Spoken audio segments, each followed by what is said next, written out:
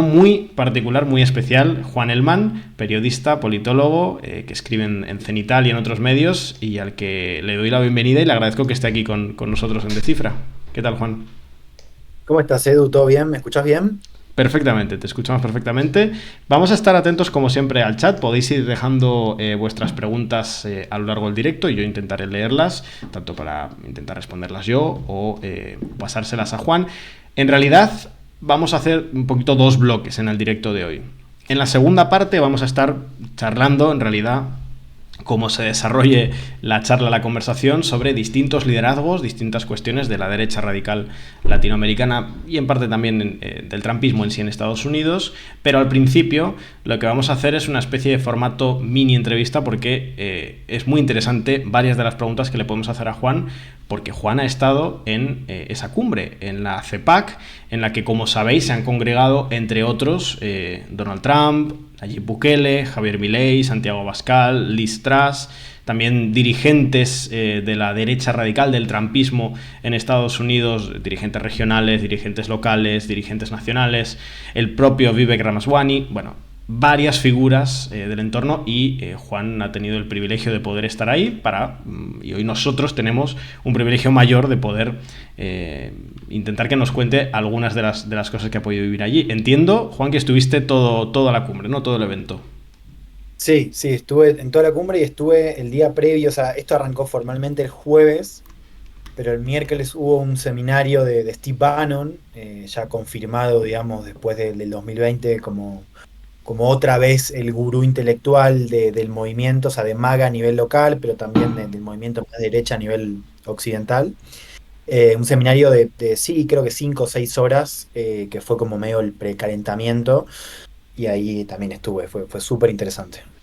Os vamos a pasar ahora el enlace por el chat de la crónica que escribió Juan en Cenital, en el medio Cenital, contándonos lo básico de lo que fueron esos días. Entiendo que pudiste intentar charlar o al menos escuchar lo que pensaban, lo que decían, lo que estaba comentando un sector de las bases del trumpismo que estaba concentrado ahí en la cumbre, ¿no? No solo dirigentes, que por supuesto también, sino también las bases, los propios propios sectores más populares, no sé cómo lo definirías tú, que estaban allí para apoyar a Trump en concreto y para ver si acaso de forma lateral a los invitados internacionales. Sí, o sea, yo un poco mi estrategia, no fue una estrategia, también fue algo que sucedió medio naturalmente a raíz de este seminario que te contaba, el de Bannon, que fue un seminario más chiquito, con lo cual fue como un buen momento para hacer algunos amigos, digamos, ¿no? Circunstanciales y tener un espacio un poco más íntimo. Y ahí yo entré en contacto, o sea, me fui haciendo amigo de un grupo de amigas, pero sobre todo de una señora que era muy fanática de Trump y venía acompañando desde Virginia. O sea, había estado viajando no mucho tiempo, pero se había quedado en el hotel de la conferencia, con lo cual había invertido una plata importante en estar esos días ahí. Y con ella construimos, digamos, un vínculo y un diálogo que circuló en toda la cumbre. Entonces yo, ante cada discurso, o sea, en general nos sentábamos juntos y comentábamos, y ella fue como una suerte de mentora. Yo lo pongo ahí en el texto, como mentora maga, en el sentido que ella me iba explicando las referencias, los códigos, ¿no? Como que me dio como una puerta de entrada a los principales, ni siquiera diría puntos de debate, que eso estaba claro, sino como los códigos y referencias del movimiento, y para mí fue importante porque yo entrevisté como algunos líderes. Bueno, lo entrevisté a Bannon, hablé con Mercedes Schlapp, que fue la anfitriona de CPAC, y con Ernesto Araujo. Bueno, después lo podemos charlar mejor. Entonces yo hice entrevistas a algunos líderes, pero esa experiencia de estar con ella durante toda la cumbre y poder hablar y poder como tener una ventana a cómo ella y sus amigas, digamos, ¿no? de MAGA piensan la política, creo que fue, te diría que uno de los activos más fuertes de esta cumbre, ¿no? Al menos para mí en mi trabajo. Siempre cuando analizamos la cuestión del MAGA, lo que es el movimiento MAGA en sí mismo, ya sabéis, el Make America Great Again, lo que a menudo observamos es que hay un peso muy importante. No me quiero meter ya en el análisis, pero por ver si tú lo percibiste así, un peso importante de no sé si te diría teorías conspiracionistas, que a veces sí, sino también de una metodología, una forma de pensar la política, de pensar el mundo, que tiene bastante de lógicas conspiracionistas, ¿no? De buscar enemigos muy específicos, de buscar grandes tomadores de decisiones a menudo en las sombras. Eso lo vemos, evidentemente, en referencias específicas de los líderes trampistas, bueno, o del propio Bukele en la cumbre, que habló de Soros, pero no sé si tú lo podías percibir pues en las conversaciones que podía haber, digamos, en los pasillos, ¿no? Por así decirlo, de los que estaban allí presentes. Sí, totalmente. A ver, te pongo un primer ejemplo. Yo llegué a Estados Unidos con la idea, no sé si vos la compartís, después lo podemos charlar, de que Trump es el favorito para estas elecciones, ¿no? Lo cual no significa que vaya a ganar, pero me parece que tiene muchas más chances ahora que en 2020, ¿no? Y yo lo que veo es una campaña que no luce muy bien para los demócratas, ¿no? Bueno, ayer tuvimos el resultado en Michigan, donde hay una parte importante del voto joven que está protestando abiertamente contra Biden y eso le puede costar literalmente la presidencia. Entonces yo fui con la idea de que Trump es el favorito y cuando empiezo a preguntar un poco nosotros en Argentina tenemos como un dicho muy rápido, es ¿cómo la ves? ¿No? O sea, siempre para Sí. hablar de política es ¿cómo la ves? ¿Cómo la ves? Bueno, preguntaba eso y claro, las respuestas yo me imaginaba que iban a decir vamos a ganar, pero las respuestas eran mucho más cautas porque, claro, ellos ya pensaban que habían ganado en 2020. O sea, todas las personas con las que yo hablé, y esto fue algo que además circuló en discursos de líderes, hablaban del fraude, el presunto fraude, sin evidencia, por supuesto, pero digamos, ellos, para su narrativa, es que hubo un fraude en 2020, entonces ellos consideran que va a haber de vuelta un fraude en 2024, con lo cual tienen como una postura mucho más cauta respecto al resultado electoral. O sea, creen que Trump está en condiciones de ganar, otra vez, digamos, según su narrativa, pero se muestran cautos porque creen que va a haber otro fraude. Entonces, por eso tan presente esta narrativa de la lucha que yo un poco cuento ahí en el texto y que después podemos comentar un poco mejor, que tiene que ver con cómo hay una tensión entre este favoritismo de Trump, pero con la idea de que va a haber un fraude y que entonces el movimiento ya se tiene que preparar para luchar, ¿no? Entonces, ahí creo que hay un primer ejemplo de esto que estás marcando, que yo lo vi ahí en estos días de cumbre, y también, sí, esta idea muy fuerte del enemigo, ¿no? De los enemigos que ahí comparten con sus aliados globales. Vos mencionabas a Bukele, Milei también dio una nota parecida hacia el final del discurso, ¿no? En esta clave parecida a la que dio en Davos. Pero además de eso, otra de las cosas que uno ve y que tiene que ver un poco con ese componente conspiranoide o al menos de la construcción de una cosmovisión muy particular o por lo menos muy distinta quizás a la nuestra, aunque no sé bien qué significa nuestra, pero creo que un poco lo entendemos. Esta idea de que los conservadores son una mayoría perseguida judicial, política y culturalmente, ¿no? O sea, entonces una cosa muy importante que circuló durante toda la cumbre y que aparecía en charlas y en videos y en conversaciones era esto de que todo el mundo era izquierdista, o sea, el contexto, el marco está dominado por la izquierda, desde la política, desde los medios, desde las grandes empresas, lo cual creo que ahí tenés un punto interesante para conversar, ¿no? Como una idea de que las grandes empresas hoy están dominadas por el discurso izquierdo, por la agenda woke, en esos términos y las universidades, ¿no? Que yo lo anotaba ahí, me pareció que un punto muy fuerte de esta cumbre fue hablar de las universidades como un nido de izquierdistas. Entonces se construye esta idea de los conservadores como una mayoría perseguida y una descripción de un entorno donde ellos están acorralados y listos para contraatacar, ¿no? Que de ahí esta cosa de la lucha que te mencionaba por el tema electoral. Sí, has puesto sobre la mesa bastantes cuestiones que me parecen muy interesantes. Eh, bueno, por responderte, por no eludir la pregunta polémica, sí, yo soy de los que piensan que Trump tiene todo a favor para ganar y de hecho me consta que es un sentimiento generalizado en buena parte de los compañeros de Descifra que estamos siguiendo las elecciones estadounidenses o las preelecciones estadounidenses y que seguiremos las elecciones estadounidenses. No solo porque el contexto nacional no es muy favorable a Biden. Tampoco lo es particularmente favorable a Trump, aunque lo reciente que ha ocurrido en Texas, por ejemplo, sí que le beneficia, sino particularmente por la cuestión internacional. La retórica de Trump de que con él no había guerras, de que con él se terminaron las guerras, si bien es evidentemente retórica, ya cuando uno tiene una mirada sistémica de sus 4 años de gobierno, se da cuenta que no es así y que, por ejemplo, los acercamientos con Corea del Norte fueron, en última instancia, simple discurso a la interna.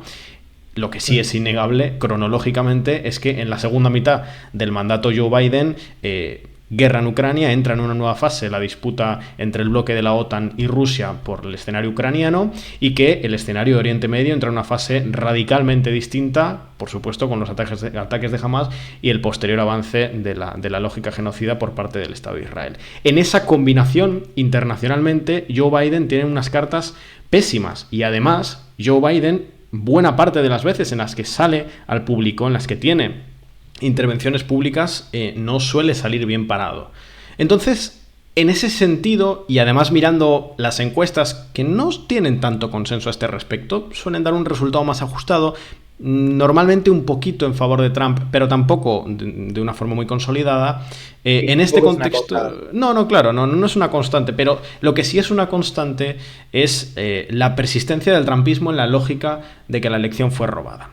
Y eso lo hemos visto en el discurso de Trump en la CEPAC, en la propia CEPAC, y entonces a mí me casa totalmente lo que dices de que efectivamente las bases piensan eso, no solo que van a ganar en 2024, sino que ganaron en 2020, y Trump, el propio Trump en la cumbre llega a decir, bueno, no hay forma, no veo un escenario en el que nosotros perdamos, dijo, pero sí veo un escenario en el que nos roban la elección. Que es en última instancia está sembrando el terreno para, si llega el momento de la derrota, pues no sé si culminar lo que se quiso iniciar en el asalto al Capitolio. Bueno, eso ya es una especulación mayor, ¿no? Pero entiendo que la dinámica era esa. Y lo hemos visto, los sectores MAGA, dentro de la lógica conspiracionista que habilita esos discursos, hay un consenso bastante grande de que la elección pues fue robada. Y si a eso se le suma que el trumpismo es ya la principal fuerza de arrastre dentro del Partido Republicano, lo cual está siendo claramente evidenciado en las primarias republicanas, bueno, pues te deja un escenario en el que la militancia se mueve en esas lógicas. Y también te quería preguntar, Juan, hemos visto los discursos, tanto de Abascal como de Bukele como de Milei. Esta cumbre en concreto para los analistas hispanohablantes ha sido muy interesante, porque a diferencia de otros años, Bukele, Milei, Abascal, son 3 dirigentes, vamos a hablar después de ellos en profundidad, creo que es interesante hablar tanto de Bukele como de Abascal, pero de Milei también. Me llama la atención, me genera curiosidad que me cuentes cuál era la percepción que tú veías de la gente que estaba en el evento sobre estos líderes internacionales, grado de conocimiento de lo que estaban haciendo en sus países, grado de apoyo, grado de vinculación, porque a veces parecía que aplaudían como sin mucho criterio, ¿no? Me daba la impresión a veces, al menos en el discurso de Milei intentaban entrar en los aplausos, pero no se podía. Con Abascal aplaudían en momentos en los que no tenía del todo sentido. Con Bukele entraban los aplausos incluso cuando decía cosas que no casaban del todo con el trumpismo. Sí, y que tienen que ver, apunte brevísimo sobre este final, que tienen que ver con el lugar de Bukele, que no es muy claro en este ecosistema de derecha. Yo creo que el de Milei sí aparece como mucho más claro, sobre todo ahora, después de Davos y después de CIPAC. El de Bukele sigue siendo, a mi modo de ver las cosas, no del todo claro, ¿no? O sea, tiene puntos de contacto, pero también tiene otros puntos de distancia, ¿no? Por eso también veía en el chat esto decían de considerar a Bukele como alguien de derecha radical. Yo coincido en al menos ponerlo entre signos de pregunta. Arranco una escena que para mí un poco se conjuga con esto del nivel de conocimiento, ¿no? O la pregunta de qué es lo que conocen. ¿Me escuchas bien? Sí, te escucho bien. Ah, perfecto. No, porque estoy viendo en la pantalla del Twitch hay como una publicidad. Yo cuando decía que era Argentina, sobre todo el primer día en el seminario de Bannon, la gente se volvía loca, ¿no? O sea, era como, wow, amamos a tu presidente, me nombraban algunos hitos, ¿no? Y más en confianza, cuando me preguntaban qué pensaba yo por supuesto no les decía la verdad completa, pero sí les decía que la economía no estaba bien, que bueno, que está todo siendo mucho más caótico de lo que parece desde fuera. Y ella, digo ella porque en este caso fue una seguidora de Trump que me dijo que hay que darle tiempo y que ella misma estaba considerando mudarse a Argentina si a Trump le robaban la elección, ¿no? Y al final me pregunta, che, pero no me dice che, ¿no? Pero dice, pero ¿se habla español o portugués? ¿No? Lo cual me parece como bastante Wow. ilustrativo, ¿no? Porque conocía cosas de Milei, pero no sabía si en Argentina se hablaba en español o en portugués. Eh, y con cosas así también me fui encontrando, ¿no? O sea, había como conocimiento de Milei, pero un conocimiento muy vago. O sea, todos sabían que Milei, también porque lo mencionó Trump en el discurso al comienzo, ¿no? Pero inclusive desde antes de que Trump salía al escenario, los días previos, todos sabían que Milei era como parte de la familia, habían escuchado quizás un fragmento del discurso de Davos. Yo lo que cuento en esa nota es que Milei, y esto lo vi también estando allá entrevistando algunos influencers, Milei tiene mucha penetración en el ecosistema alternativo, si querés, mediático conservador, muchísima, ¿no? Entre influencers y otras figuras de ahí que lo han levantado mucho.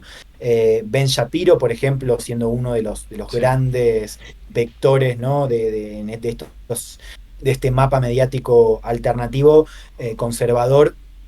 Ben Shapiro lo levantó mucho, con lo cual se sabe muchísimo de Milei. Milei tiene mucha gravitación en Estados Unidos. Yo lo he visto mismo siguiendo algunas cositas de la campaña. Bueno, vos nombrabas al principio a Vivek Ramaswamy, que él lo mencionó en algunas entrevistas, ¿no? Como comparándose con Milei. O sea, vos lo que ves es que eso tiene penetración, pero no hay mucho conocimiento sobre, y creo que tampoco importa. O sea, no importa tampoco qué es lo que él está haciendo acá y cuáles son los resultados, ¿no? Yo creo que no quiero abrir demasiado el argumento, después lo podemos conversar, pero te lo dejo acá piñado. Estuvo Liz Truss en la cumbre. Liz Sí. Truss fue un fracaso, fue el fracaso, yo diría, más resonante en la historia moderna de la política de Reino Unido, ¿no? Dura 45 días, un poco menos, después de intentar aplicar ese experimento tacherista que no funciona, ¿no? Y Liz Truss vino con esta, fue a la CIPAC con esta idea de que el Deep State no la dejó actuar, ¿no? Entonces, por eso digo que no importa realmente cuál es el resultado de la política pública o del programa que están llevando a cabo. Hay algo como de esta gravitación medio como de estrellas y esta idea de que pelean contra lo mismo, ¿no? Y acá es cuando entra Bukele, Bukele que viene con un caso de éxito, ciertamente, o sea, él lo presenta en su discurso, así como lo ha presentado en la ONU, lo ha presentado en su discurso de victoria en San Salvador, viene a demostrar este caso exitoso, esta idea de pararse de mano frente a las élites globales, menciona a Soros, menciona el periodismo. Esas cosas conectan con el público, o sea, el tipo es realmente muy bien recibido, eh, pero realmente muchos de los que le aplaudían ahí ni siquiera habían escuchado hablar de su presidencia. Algunos sí, pero otros lo aplaudían sin saber realmente lo que estaba pasando en El Salvador. Entonces, creo que también pasaba eso, ¿no? O sea, como un fanatismo que tiene más que ver con el hecho de que están en estos lugares y que se reconocen como parte de una misma familia y de una misma pelea. Yo insisto mucho con esta idea de la lucha porque Sí. al menos en esta base, que es una base pequeña, vos lo decías bien, o sea, Trump tampoco es que tiene un camino súper allanado a la presidencia. O sea, es una base, son una minoría al fin y al cabo, pero una minoría está preparando para luchar. Entonces, lo que vos ves es que sin mucho conocimiento, sin darle muchísima bola al impacto de los programas, a la política pública o al lenguaje que se habla en cada país, digamos, pensando en esta escena que te contaba, lo que sí ves es esta idea que forman parte de la misma familia y de la misma lucha, ¿no? Sí, y de hecho, claro, tú decías, Milei tiene cierto peso en el ecosistema mediático, sobre todo, entiendo, mediático digital de la derecha radical en Estados Unidos, no tanto por lo que conocen de Argentina o por lo que conocen de la propuesta de Milei para Argentina, sino, como suele pasar, como es muy común en estos casos, de irradiación en otros países, en relación a cómo el discurso de Milei puede aplicarse o puede emplearse en Estados Unidos, que es lo que suele pasar también con otros liderazgos. Y aquí es muy interesante ver, porque tú comentas la cuestión de esa lucha común que tienen. Ellos hacen mucha referencia a la batalla cultural, desde hace mucho tiempo ya, ¿no? Vienen hablando de la batalla cultural, leyeron el concepto en alguna obra de Gramsci, alguien lo debió leer y desde entonces insisten en esa cuestión. Y es muy curioso cómo la vinculan con la cuestión digital. Yo hace un tiempo estuve investigando y escribí una pieza en otro medio sobre lo que ha sido el empleo de los shorts en la campaña de Javier Milei. Y me aventuré a decir incluso que si YouTube Shorts no existiera, si los formatos de comunicación vertical de un minuto no existieran, Javier Milei no sería presidente de Argentina. No sé, evidentemente es una afirmación muy exagerada, pero creo que tiene un punto. El empleo de este tipo de formatos comunicativos, que es muy favorable a los discursos de la derecha radical, no por nada en concreto, sino porque históricamente las derechas radicales, y esta nueva ola en particular, emplean en su comunicación de manera persistente las certezas, las frases específicas, las frases cerradas, ¿no? Y ahí Javier Milei se mueve muy bien, como se ha movido muy bien Nayib Bukele. Cuando tú comentabas, bueno, que lo de derecha radical para Nayib Bukele hay que ponerlo entre interrogantes, yo estoy de acuerdo. A mí, cuando hablamos de Bukele, en Descifra decidimos englobarlo dentro de lo que es la ola de derecha radical por varios factores, a pesar de que en muchos otros factores no nos terminaba de cerrar. Pero lo terminamos de meter ahí por que Bukele es uno de las figuras que hacen hacer el fenómeno de la comunicación vertical en esta ola de derechas radicales, sin la cual en gran parte no se entiende el auge de las esferas mediáticas digitales de las derechas radicales en todo el continente latinoamericano, ahora ya también en España con la presencia de influencers que comunican de esta forma, y porque además instala, y esta es la otra cuestión que también quiero preguntarte, ¿cómo la viste tú entre la gente que estaba allí?, del punitivismo.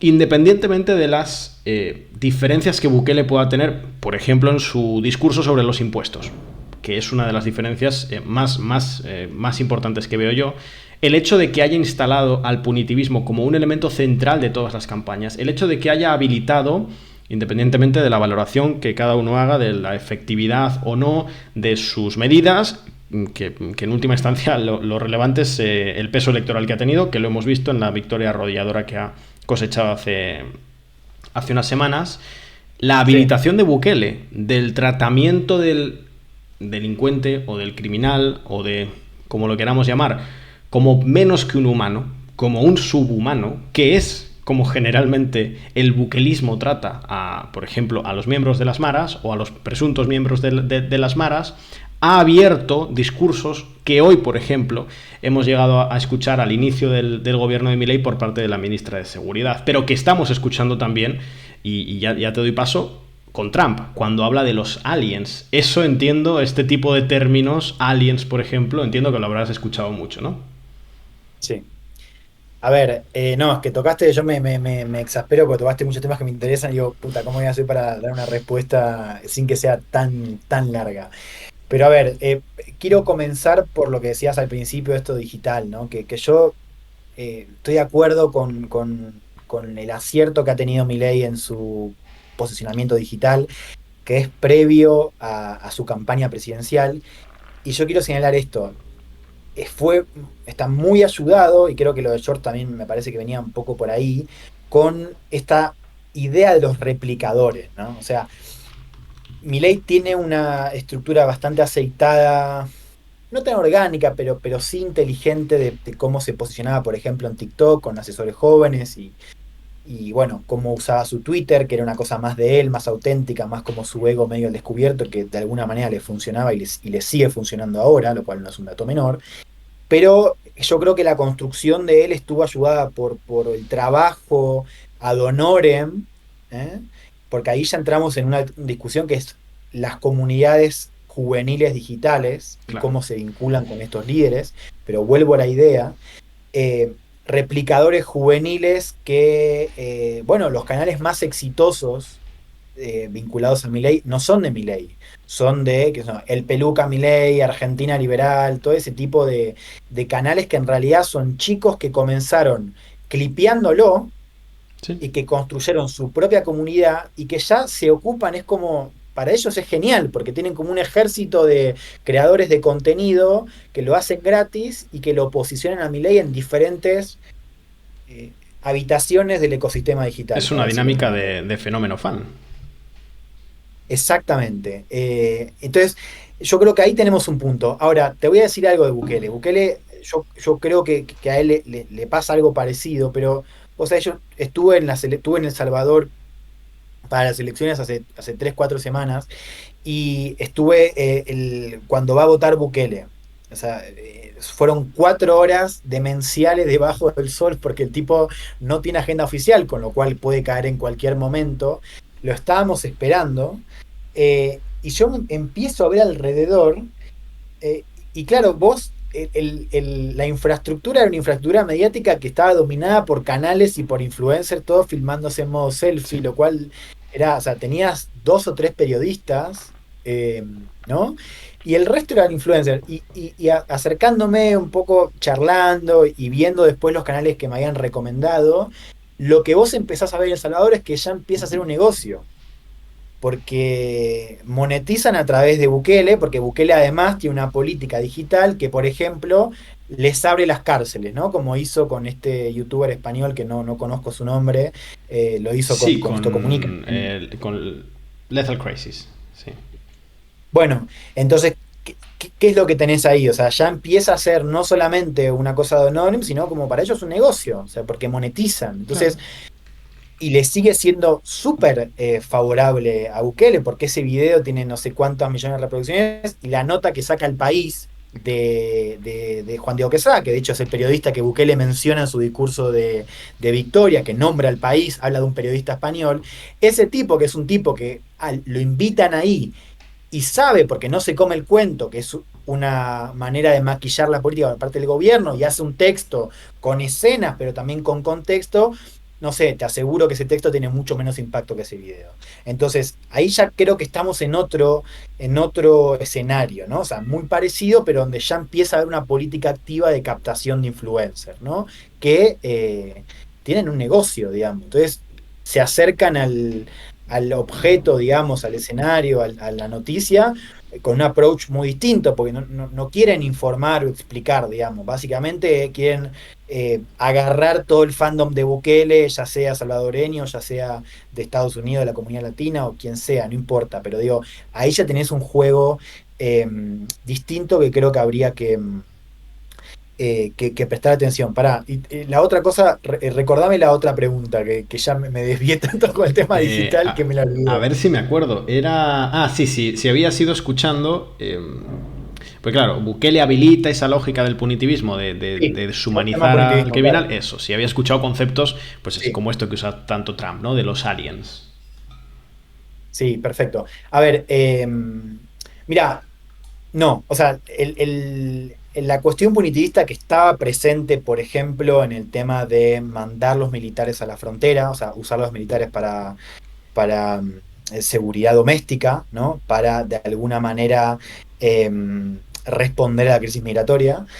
Bueno, eso estaba presente, o sea, bueno, no es que no había un discurso punitivista o vinculado a la seguridad, pero yo la verdad es que no lo vi vinculado a Bukele, quizás por esto que te digo, de que Bukele aparece más como una estrella que le fue muy bien y que hizo, o sea, tomó a la izquierda y que tuvo buenos resultados, pero yo la verdad es que no lo hablé tanto, pero me pregunto realmente cuánto conocimiento había de la política de seguridad de Bukele, ¿no? O sea, claramente por eso lo habían invitado los anfitriones, pero lo que te digo es que no vi un vínculo tan fuerte por ese lado.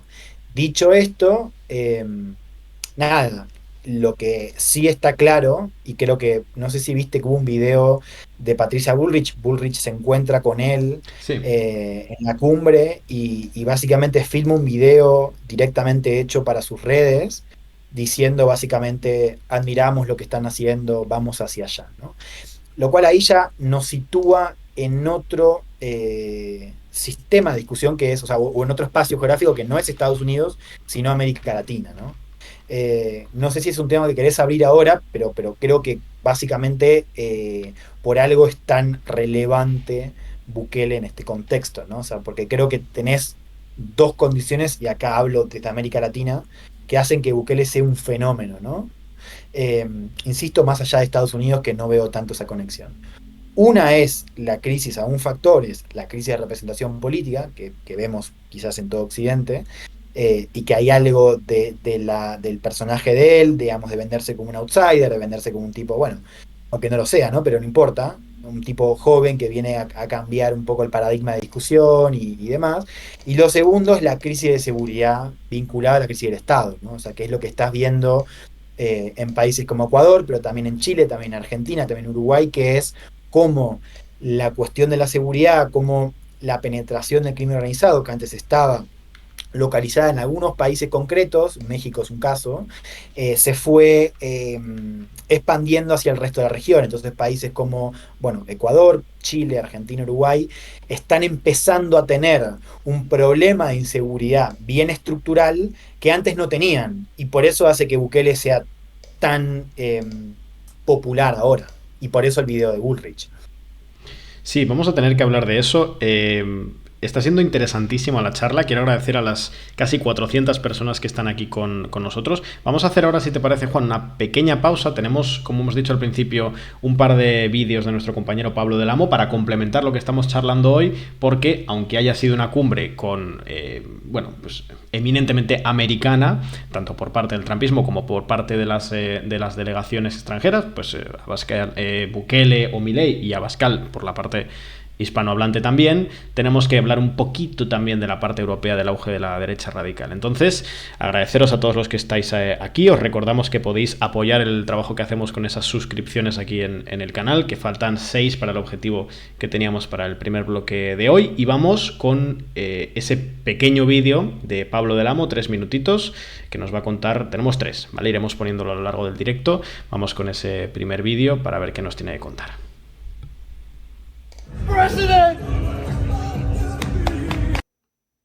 Hola, ¿qué tal, compañeros de Descifra? Y qué tal a todos los que estéis viendo este directo. Me gustaría dejar algunas claves sobre la cuestión de las elecciones europeas y, digamos, la posibilidad de que los partidos de derecha radical o de extrema derecha o derecha populista pues ganen más poder en el Parlamento Europeo, ¿no? De cara a estas elecciones. Hay que recordar que a principios de junio, precisamente los días 6, entre los 6 y 9 de junio, tendrán lugar las elecciones al Parlamento Europeo y las elecciones que luego también, después de eso, llevará la carrera por las instituciones europeas y a los puestos principales, por ejemplo, de la presidencia del Parlamento Europeo, la presidencia de la Comisión Europea, etcétera, ¿no? En ese sentido, son unas elecciones importantes de cara a quién van a tener los puestos y quién va a liderar estos organismos europeos, ¿no? Ahora mismo liderados, por ejemplo, por la presidenta de la Comisión, Ursula von der Leyen, ¿no? Los sondeos que hay acerca de estas elecciones nos indican que la extrema derecha o la derecha radical va a ver aumentado su apoyo en el Parlamento Europeo. De hecho, se especifica que va a haber una batalla por el tercer puesto entre la ALDE, que es los liberales, y estos grupos de extrema derecha que están divididos en dos partidos, ¿vale? Pero tampoco quiero liar demasiado la cosa, pero para entendernos. Em, Esto no quiere decir que vaya a haber, digamos, gente de derecha radical o de estos partidos en las instituciones europeas en los puestos altos, porque es bastante improbable, porque al final los principales partidos, que son, digamos, los que luego forman las grandes coaliciones, seguirán siendo el Partido Popular Europeo, que también se prevé que vuelva a ganar estas elecciones, y el Partido Socialdemócrata, además de apoyarse en, como he dicho, los liberales y los verdes, el Partido Verde. Pero sí que es verdad que pueden formar, esta derecha radical puede, digamos, tener más influencia y, digamos, poner más su agenda en el Parlamento Europeo y en las instituciones europeas, ¿no? ¿Esto qué quiere decir? Que a lo mejor cuestiones como el Pacto Verde o las leyes de inmigración van a estar más influenciadas por estos partidos. Y eso es importante, bastante importante. Aún así, veremos qué ocurre en esos movimientos, porque sí que es verdad que, por ejemplo, en el Partido Europeo, Partido Popular Europeo, que está liderado por la figura líder, en este caso es Manfred Weber, ha habido ya conatos de, digamos, de crear una cierta alianza o sociedad con estos partidos de derecha radical. Y esto pues preocupa a los socialdemócratas o a los liberales y a los europeos, ¿no? A los liberales europeos. Pero es una posibilidad que está ahí. Y es probable que a lo mejor se exploren este tipo de alianzas entre ambas formaciones, que es algo que hemos visto en Europa. Quiero decir que esto no es algo que sea nuevo, sino ya estamos viendo como en varios gobiernos, por ejemplo en Italia, ya hay esa alianza entre partidos de derecha radical o de extrema derecha y los partidos de conservadores tradicionales, ¿no? Pero bueno, digamos que las elecciones europeas van a marcar, yo creo, el termómetro de en qué estado están a nivel europeo estas formaciones y luego yo creo que eso puede generar momentum para ciertas elecciones que ahora comentaré posteriormente en estados nacionales que son importantes y que podría, digamos, ver nuevamente aumentado su poder de decisión e influencia en los distintos gobiernos europeos. Bueno, ya estamos aquí de vuelta. Ahí hemos podido escuchar a mi compañero Pablo. Tenemos un par de clips más suyos para analizar también la coyuntura europea, porque evidentemente, por mucho que hoy nos estemos centrando en las derechas radicales en América Latina, tenemos el escenario de las elecciones europeas en breves, y ahí, bueno, pues ya habéis podido escuchar a Pablo, ¿no? Es probable que el bloque de la derecha radical, en esa división en dos secciones, digamos, que ya sería cuestión para otro directo, desde luego lo vamos a analizar porque hay tiempo por delante para hablar de las elecciones europeas, es probable que ese bloque salga como el tercer bloque de la Unión. Entonces también hay que seguir muy de cerca eso. Pero bueno, ahora vamos a seguir con Juan. Antes os quiero, ahora sí, un poquito más profundo el recordatorio, ya sabéis de costumbre, que Descifra es un medio de análisis internacional 100% independiente, que no nos financiamos ni con partidos políticos, ni estados, ni empresas, ni organismos, ni nadie que pudiera condicionar lo que os contamos. Así que si queréis aportar vuestro granito de arena, aquí en Twitch lo podéis hacer. Las suscripciones con Prime son totalmente gratuitas y las suscripciones de pago, que las encontráis dándole al botón de suscribirse, nos ayudan un montón, no solo económicamente, porque nos aportáis en ese sentido, aportáis ese granito, sino porque además nos sumáis unos puntos que en relación a Twitch, si llegamos a un objetivo específico, a 350 en concreto, que no estamos tan lejos, nos mejorará Twitch bastante el porcentaje, la relación que nos llevamos en relación a la plataforma de los ingresos. Así que sería muy amable de vuestra parte ayudarnos con eso. Estamos a 5 subs del objetivo de hoy, así que quien se anime, bienvenido sea. Y recordad que tenemos el chat petado, entonces está siendo un poco difícil llegar a todas las preguntas, pero si queréis aportar un poquito económicamente a través de los bits, también podéis hacerlo y vuestra pregunta se os destaca y la leeremos seguro.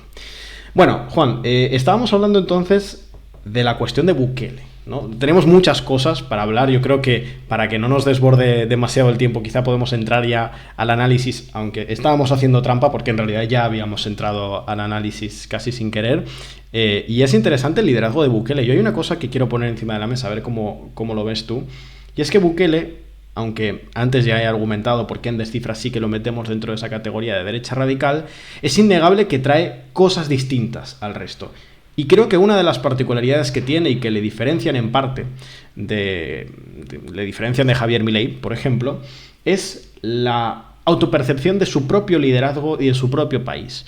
Y creo que esto es muy particular, porque Bukele, el relato hacia el exterior, la forma de presentar a El Salvador en el mundo, es una mirada profundamente, al menos retóricamente, profundamente soberanista. En el sentido de, bueno, este es nuestro modelo, el modelo de El Salvador no se puede llevar a otro país, y desde luego tratando al menos escenificar una relación incluso con las grandes potencias, incluso con el propio Estados Unidos, de tú a tú. Es decir, aquí está el representante de los Estados Unidos y aquí estoy yo a la misma altura.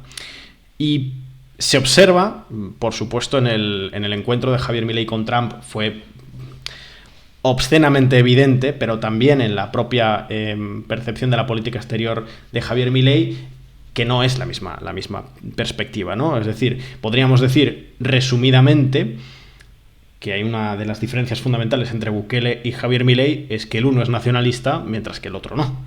Y que de hecho la perspectiva de Bukele en materia internacional tiene que ver con una mirada salvadoreña, eminentemente salvadoreña y centroamericana, que eso es otro melón que no vamos a abrir hoy, pero que sería muy interesante, sobre todo ahora, por ejemplo, con las elecciones en Panamá que tenemos dentro de muy poquito, mientras que Javier Milei tiene una lógica exterior de seguidismo, por así decirlo. No sé, esto ya es entrar mucho en el análisis, pero es una de las diferencias, yo creo, más importantes de Bukele con otros representantes de la derecha radical. Sí, a ver, yo estoy de acuerdo con esa diferenciación que haces. Creo que primero hay que partir de la diferencia de contextos, ¿no? O sea, yo creo que parte de esa diferencia se explica en el caso de El Salvador por el rol que ha tenido Estados Unidos, o sea, una intervención muchísimo mayor. Solo para dimensionar, o sea, la masacre más sangrienta del siglo XX es la del Mozote en El Salvador. O sea, el trauma del Salvador con la intervención en la guerra civil, pero sobre todo, porque digamos, la crítica no está tanto hacia ahí, sino más bien en lo que pasa después, con, o sea, con la cuestión de las pandillas que además llegan a El Salvador expulsadas de Los Ángeles. O Sí. sea, el fenómeno de pandillas de El Salvador sale después de que Estados Unidos deportara a las pandillas desde California. Y después esto que dice Bukele, que yo creo que ahí tiene razón, que es esto de ellos nos dictaban la política, digamos. Con otras cosas que, bueno, tienen que ver con decisiones propias de la élite de El Salvador de ese entonces, y dolarización y demás cosas que están agravadas, si querés, por decisiones de política económica, como por ejemplo dejar de tener una moneda. Después hay algo, entonces, ahí hay una diferencia importante con respecto a la cuestión de Argentina, ¿no? Que Argentina no es que no haya intervención, digamos, tenemos una historia muy traumática con el Fondo Monetario Internacional y demás, pero ciertamente, para decirlo rápido, mal y de manera muy bruta, nosotros no somos Centroamérica. Entonces, el lugar que ocupa esa retórica no va a ser la misma, no es recibida de la misma manera, ¿no? En Argentina nosotros venimos de una política exterior que para una parte del país, que es la parte que apoya a Milei, Argentina está aislada del mundo y entonces está esta idea de volver al mundo, entre comillas, que era una idea que tenía mucho el macrismo y que básicamente significa ser bien recibidos por Estados Unidos, ¿no? Milei se enmarca en eso y me parece que la retórica también un poco tiene que ver con ese activo doméstico que El Salvador, que para Bukele es, curiosamente o no, el contrario. O sea, para Bukele el activo doméstico es decir, básicamente nosotros ya no recibimos, a nosotros ya no nos dictan nuestra política, ¿no? De hecho, por eso todas las críticas de organismos de derechos humanos, multilaterales, el periodismo tipo El País, como fue el que eligió, el blanco que eligió para el discurso, Bukele justamente lo hace para reforzar este activo doméstico, ¿no? Esta idea de decir, bueno, ellos ya nos impusieron políticas de afuera, miren cómo estábamos, ahora estamos bien y ellos chillan desde afuera, bueno, pues vamos a seguir un poco como estamos, ¿no? Estoy simplificando, me parece que hay otros condimentos, pero me parece que a grandes rasgos hay una diferencia en torno a cómo cada uno de los líderes capitaliza o no este posicionamiento internacional según su contexto. Bukele efectivamente tiene esa retórica que por momentos vos decís es soberanista, por momentos hasta parece antiimperialista, ¿no? O sea, vos lo escuchás y parece por momentos un dirigente, digamos, de la izquierda de más siglo XX, ¿no? Hablando desde América Latina y con este principio de autonomía o de no Se nota intervención. que algunos conceptos los aprendió en el FMLN. Tal cual, o sea, vos le ves un poco ese discurso. Eh, y Bukele, y acá, o sea, creo que está bueno terminar un poco la idea acá, ¿no? O sea, está muy claro por qué eso seduce a los salvadoreños. Yo cuando estuve ahí, esto me lo han dicho desde académicos opositores hasta los propios seguidores de Bukele, una parte importante del apoyo de Bukele, más allá de los resultados que él ha conseguido en la seguridad, es algo que es mucho más profundo, mucho más intangible si querés, y creo que por eso Bukele se proyecta también a largo plazo, que es esta idea de devolverle el orgullo a los salvadoreños, ¿no? El Salvador es un país que tiene una parte importante de su población fuera, sobre todo en Estados Unidos. Y esto me decían gente ahí, vos por mucho tiempo no podías invitar a nadie a tu casa. Vos decías, ¿a dónde me voy de turismo? No, andate a Guatemala, andate a Costa Rica, pero a El Salvador no vengas.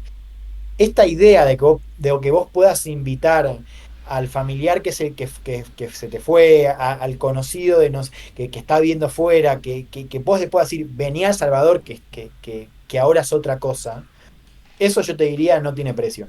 Que de hecho estaba pensando esta idea de devolver el orgullo y me pregunto, no quiero que nos vayamos hacia ahí, ¿no? Pero eh, cuando se explicaba la popularidad de Putin se decía algo muy parecido, ¿no? Sí. ¿No? Esta idea de la devolución del orgullo, con, por supuesto, una diferencia importante, ¿no? En el caso de Rusia era más la resaca imperial, en El Salvador es otra cosa.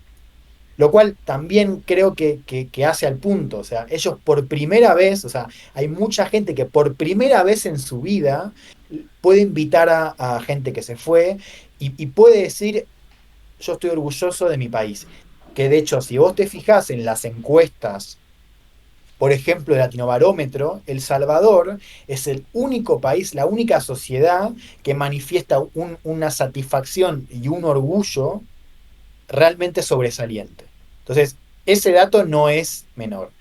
Pero Bukele, cuando le preguntan sobre otros países, de hecho le han preguntado sobre Argentina en la última elección, y él dijo, y vos lo notaste también muy bien, él dice, lo que sirve para nosotros no sirve para el resto. O sea, nosotros lo que queremos es que cada país siga su propia receta, que nadie imponga a nadie. Ahí tenés un punto que no es menor, porque Bukele sabe eh, algo que creo que tiene que estar en la conversación pública, pues ahí leía un poco el caso de Chile, de Venezuela y demás, y esto lo digo muy claro, después te puedo explicar por qué digo lo que digo, pero el modelo de Bukele no va a funcionar en ningún otro lado. No es un modelo. ¿M? No existe. Y esto que dice nuestra ministra de Seguridad, Patricia Bullrich, de adaptar el modelo, no hay manera de adaptar ese modelo. No existe, no funciona. No, Entiendo por porque qué. tampoco tienes el mismo problema, además. Primero por eso. Sí, sí. No, bueno, sí, perdona, Juan, que te he cortado. No sé si querías... No, eso es que justo te estoy viendo ahí en la pantalla de Twitch, ahí tenemos como el delay ese que yo estaba esperando, pero claro, estamos en diferido de video. No, primero por eso, digamos, ¿no? Y después porque hay un montón de otras cosas que no se saben, digamos, ¿no? Y también hay algo que tiene que ver con esto que te decía de la representación, que para mí es un factor importante, esta crisis de representación.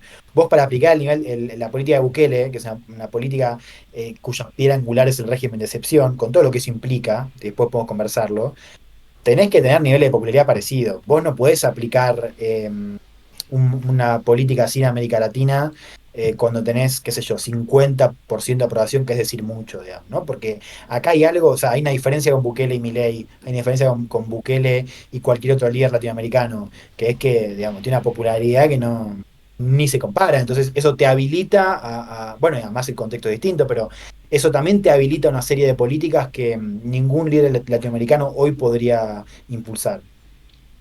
Sí, de hecho, el orgullo nacional salvadoreño, el creciente orgullo nacional salvadoreño, es muy curioso porque es un orgullo en clave personalista, en cierta medida. La refundación del nacionalismo salvadoreño, que va de la mano y que inicia con el gobierno de Bukele, es además un nacionalismo bukeliano, si se quiere. Es decir, el nuevo nacionalismo, el nuevo orgullo patrio salvadoreño se vincula con la presidencia misma de Bukele. Y eso es un proceso de ida y vuelta. Explica el resultado electoral y además se explica por el resultado electoral. Y eso, el resto de líderes de la derecha, de todas las derechas radicales, y esa también es otra particularidad de Bukele, están muy lejos de lograr eso. No hay un líder, ni siquiera Orbán, por ejemplo, con las múltiples victorias electorales, estando asentado en Hungría, tampoco ha logrado los niveles de Bukele. Y los niveles de Bukele de popularidad no son solo importantes por lo numérico, que por supuesto es, descabellante, o sea, son unos números históricos, sino que es relevante por la capacidad que tiene de reconfigurar todo lo que es El Salvador. La identidad del Salvador se modifica plenamente porque hay un presidente con un 85% de apoyo en las urnas, poquito menos de un 85%, no quiero caer en su porcentaje apresurado de darse la victoria, en realidad fue un poquito menos, pero sí, y encima modifica radicalmente la estructura política del país, que es algo, por ejemplo, que la derecha argentina, con lo que la derecha argentina puede soñar, pero nunca va a conseguir.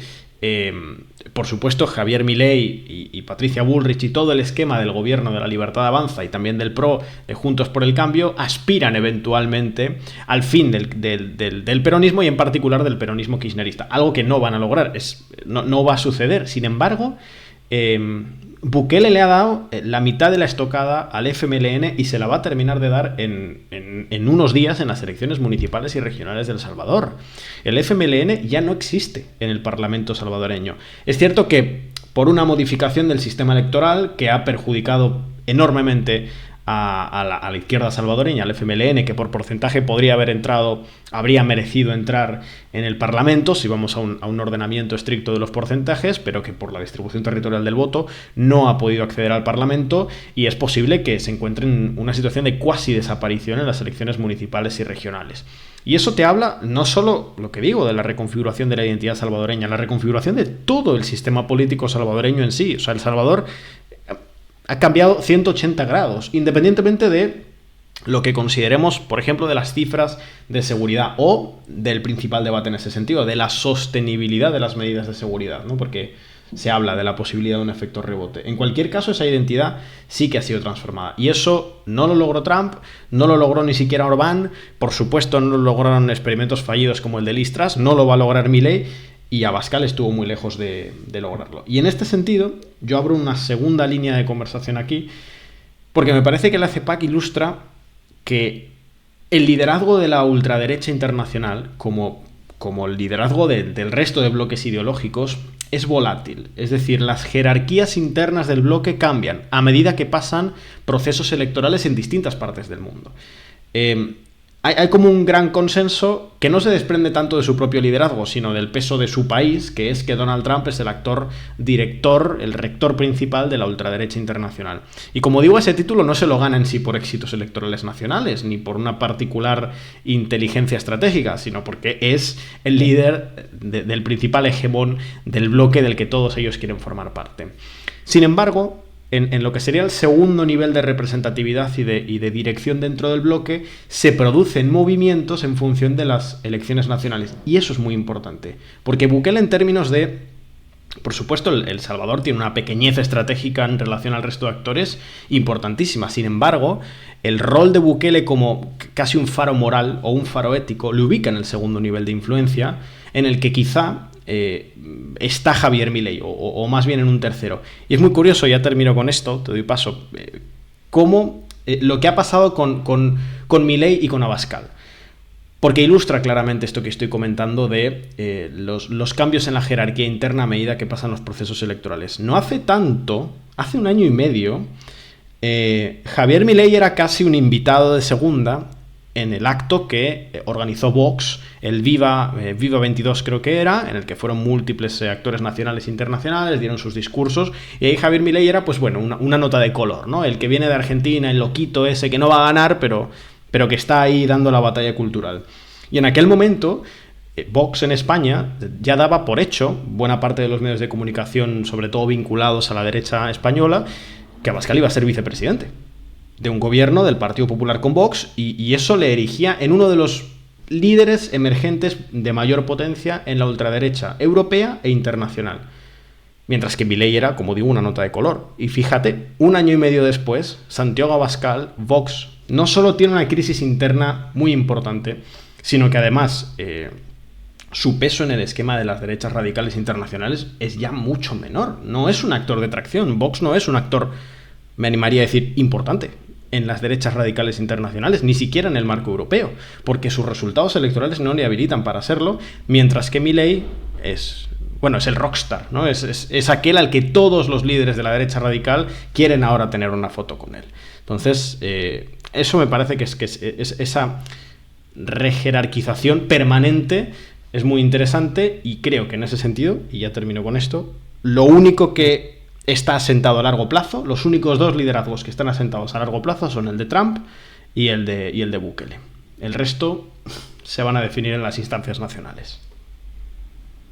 A ver, varias aristas. También ahí estoy leyendo el chat, y en algún momento vamos a tener que volver a El Salvador, porque ya me estoy peleando con alguno.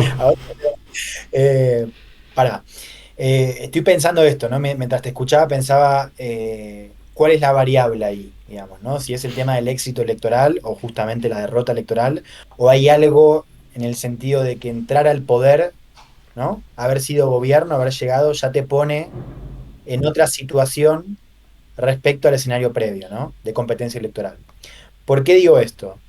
Porque volvamos al punto que te decía que creo que quedó medio abierto de Listras, ¿no? Que para mí eso es muy sintomático y por eso yo te decía y yo lo escribí en la nota esta, en la crónica, yo lo que creo es que la popularidad de Milei, o al menos la gravitación en el ecosistema de derecha, por lo menos en Estados Unidos, que como te digo es real, es muy fuerte, está asegurada mucho más allá de cómo le vaya en Argentina, ¿no? Yo antes de ir a CIPAC tenía mis dudas, ¿no? Yo pensaba que la popularidad de Milei en este ecosistema global o occidental iba a depender de cómo le iba en Argentina, que muchos pensamos que no le va a ir bien, ¿no? No le está yendo bien por ahora.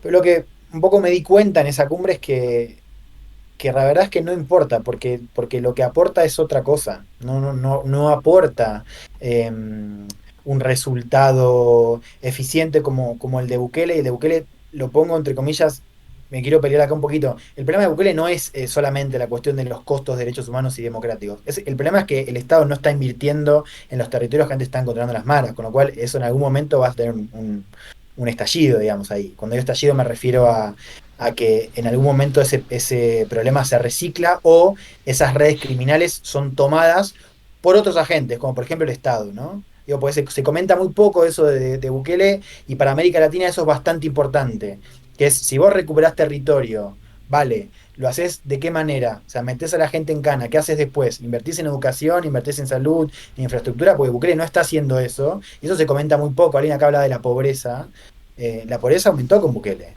Entonces, ojo, porque yo estoy dispuesto a discutir El Salvador como modelo, algunas cosas, porque por algo le fue tan bien en términos de popularidad. Ahora, no perdamos de vista eso, ¿no?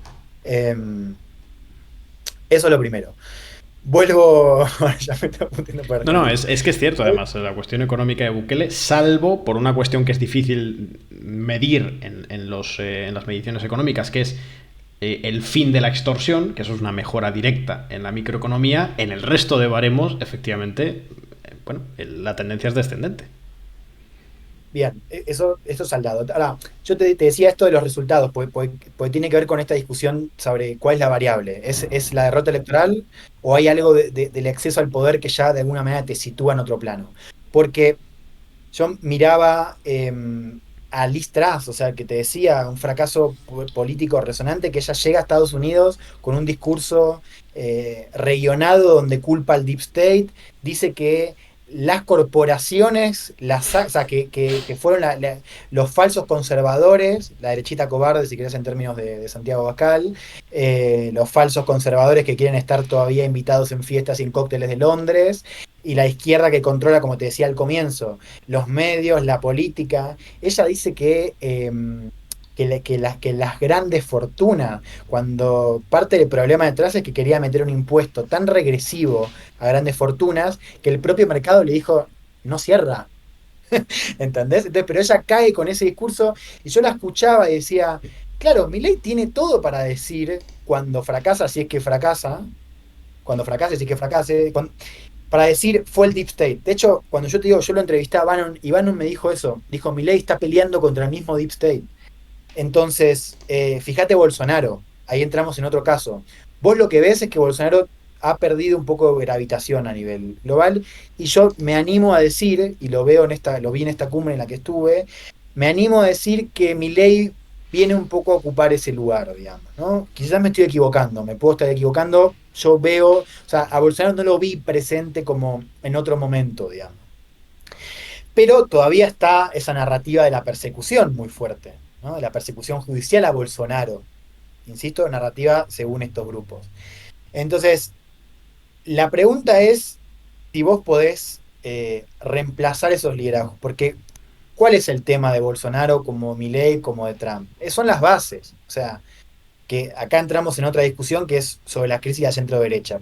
¿Por qué en la interna republicana la única competencia que tuvo Trump al comienzo fue un tipo que se vendía con más derecha que él, digamos, que era Ron DeSantis? Porque básicamente las bases ya de alguna manera están radicalizadas y esas mismas bases, y lo vemos ahora, no quieren a otra persona, quieren a Trump, ¿no? En Brasil, yo no sé cuál va a ser esa resolución, creo que es demasiado temprano para verlo, pero creo que hay una pregunta legítima acerca de cuál puede ser esa otra figura que represente lo que representó Bolsonaro. Porque las bases son bolsonaristas y porque la centro derecha no tiene ya hoy representación política en Brasil, ¿no?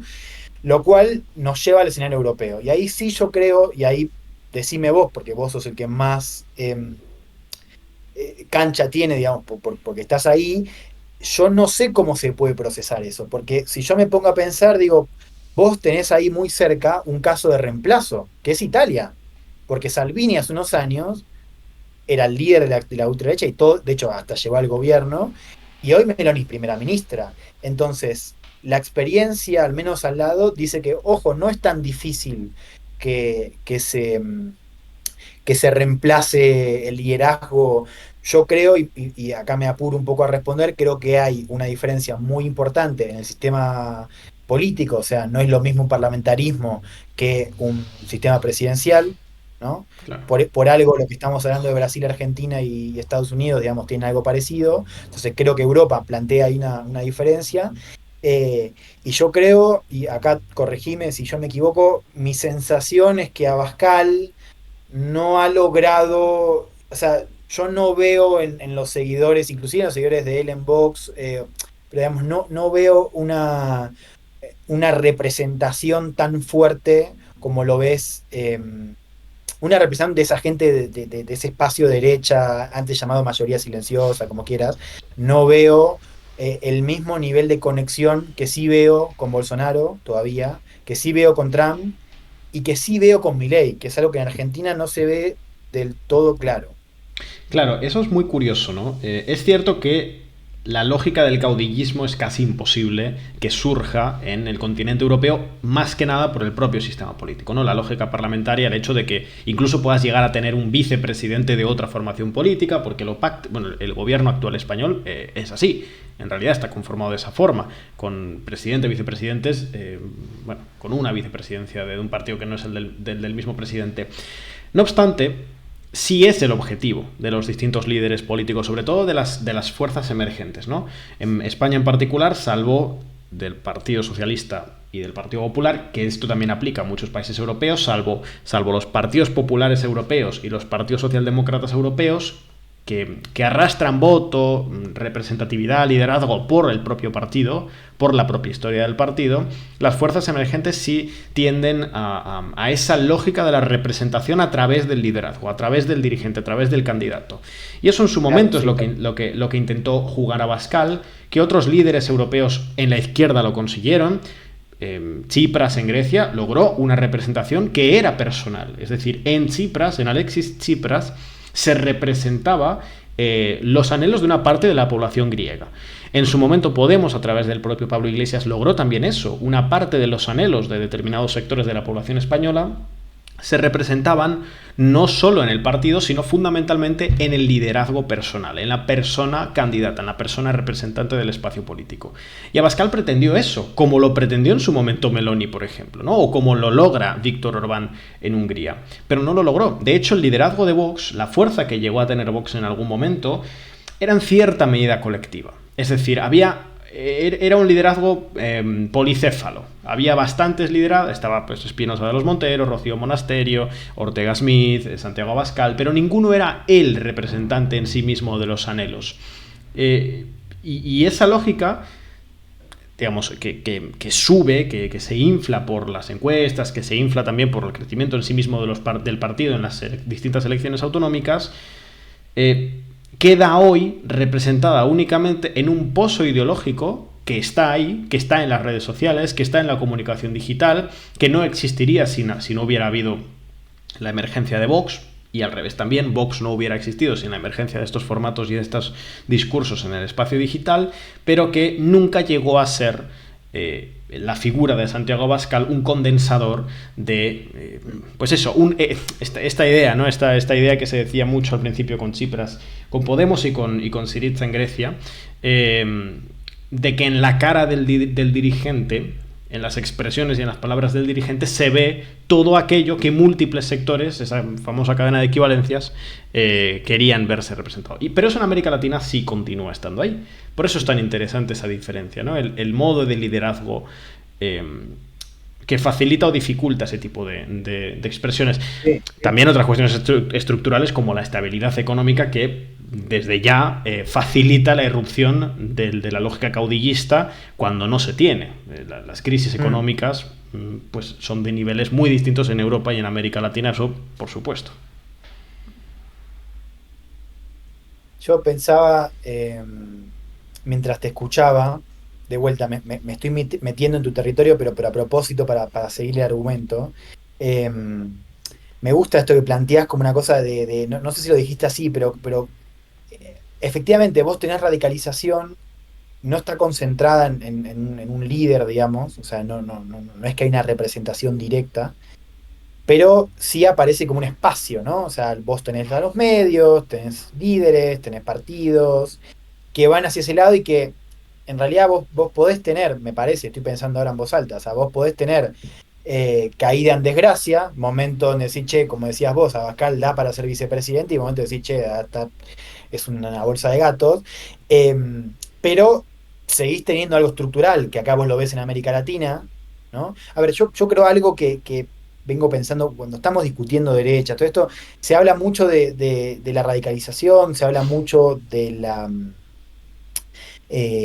crisis de la izquierda, de la socialdemocracia, pero se habla muy poco de la crisis de la centro-derecha. Yo creo que eso también tiene un lugar muy fuerte. Pensaba en España, vos mencionabas a los líderes de Vox, y ahí digo, desde afuera hay algo que se ve muy claro, que es el fenómeno Díaz Ayuso, ¿no? Digo, ahí también valida una tesis de la radicalización y de la crisis de la centro-derecha en líderes que a priori no son los que estás mirando al principio, porque vos estás mirando quizás más a Abascal, digo, cuando digo vos no me refiero a ustedes desde adentro, sino desde afuera, está como muy claro, bueno, quién es quién. Entonces, Le Pen es la de Francia, antes era Salvini en Italia, ahora está Meloni. Y, España, ¿quién es? Bueno, es Abascal. Y si vos asumís esta mirada un poco más amplia, decís, no, pará, porque vos tenés radicalización concentrada en distintos elementos y distintos líderes. Y para mí Díaz Ayuso cuenta una historia súper relevante, digamos, en esto que estamos conversando. Sí, estaba mirando el chat, hay bastante debate como de costumbre. Bueno, independientemente, los términos, las definiciones de nuevo, de derecha radical, izquierda radical. A ver, nosotros sabéis que en Descifra somos muy cautos con las definiciones y que cuando damos una definición la damos por algo. La definición derecha radical de todos estos sectores políticos la hemos explicado en numerosas ocasiones. ¿Por qué utilizamos ese concepto? ¿Qué términos o qué posiciones o qué liderazgos quedan dentro y cuáles quedan fuera? No estamos hablando de izquierda radical en este directo porque este directo no es sobre los sectores de la izquierda radical europea ni latinoamericana, que en cualquier caso utilizaríamos otro concepto. No por nada, sino porque hay conceptos que sirven mucho más para explicar el auge de determinados sectores de las izquierdas, por ejemplo, en América Latina. En cualquier caso, Juan, si te parece, vamos a hacer una segunda pausa. Tenemos otro de los vídeos de Pablo preparados, así descansamos un poco. Está siendo una charla tan enriquecedora que estoy un poco desbordado, la verdad, de información, así que... Yo también, boludo, estoy medio quemado, dale. Vamos a ese descansito, vamos un poco a por agua y 3 minutitos, vamos a escuchar a Pablo, vamos. Hola, ¿qué tal? Como habéis comentado anteriormente, me gustaría también hablar de algunos casos aislados entre los gobiernos europeos, ¿no? De la cuestión de la derecha radical. En primer lugar, me gustaría hablar de Francia, que yo creo que es el caso al que más, digamos, he estudiado y tengo más conocimiento. En este caso sería Marine Le Pen, ¿no? Que es el partido de agrupación nacional. Y que se espera, de hecho, que gane nuevamente las elecciones en Francia, las europeas, que sea la fuerza más votada en las europeas. Aquí la cuestión es que nuevamente en las últimas elecciones presidenciales de 2022, Marine Le Pen obtuvo el mejor resultado de su historia.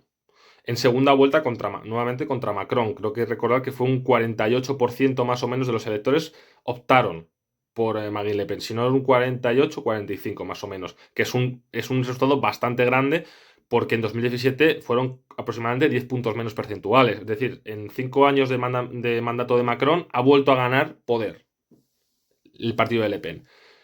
Se ha demostrado, ha ganado además la batalla interna dentro de la extrema derecha francesa contra Semur, que tuvo un resultado bastante inferior a lo que se esperaba en un principio.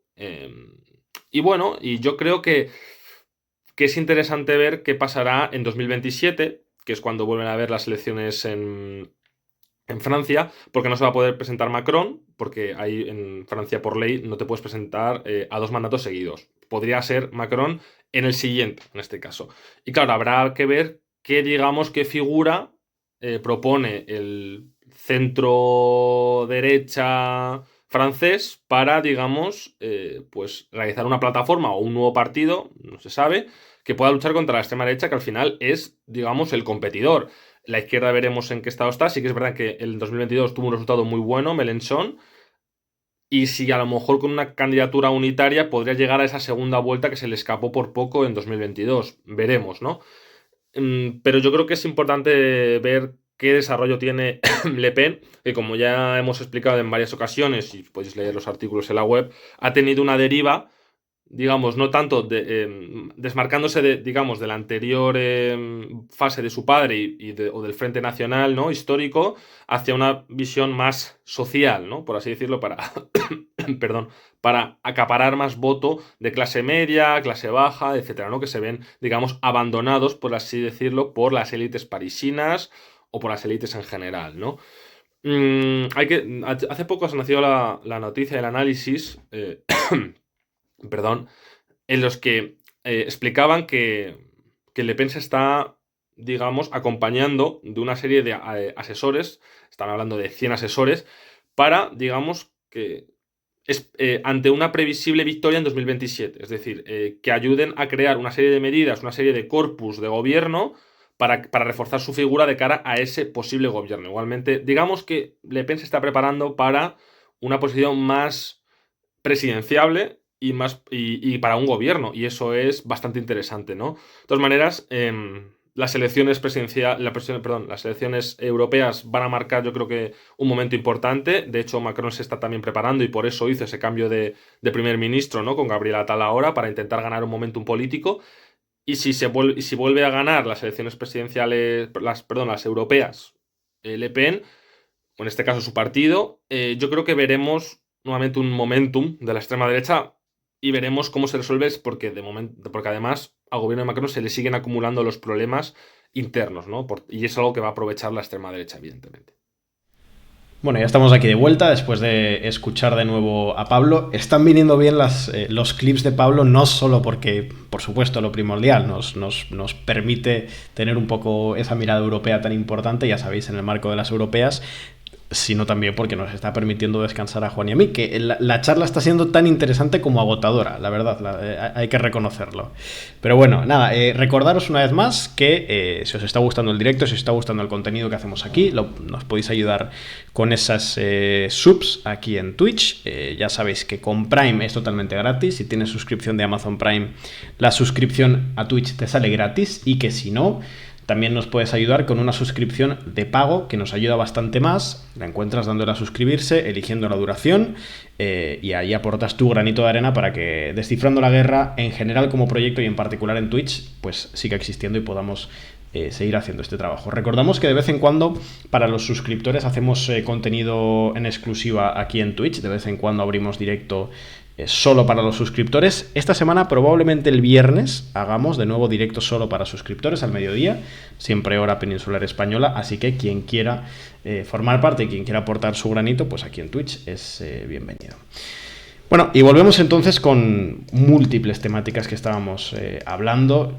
Yo creo que es interesante, Juan, también poner el foco en cómo el liderazgo de Milei y de Bukele en particular en América Latina está abriendo la puerta a auges de otras figuras, ¿no? Gracias, por cierto, ahí a Village por ese regalo de suscripción. Como siempre, ahí, siempre presente en el chat desde México, Village. Otras figuras, por ejemplo, veíamos en su momento Verástegui en México. Es cierto que Verástegui se desinfló un poquito, no llegó a recolectar esas firmas que necesitaba para presentar la candidatura como independiente, y al final, bueno, pues su carrera política no termina, sino que en realidad entra en una nueva fase un poquito más lenta, ya pensando si acaso en 2030, ¿no? En esos eternos sexenios de México.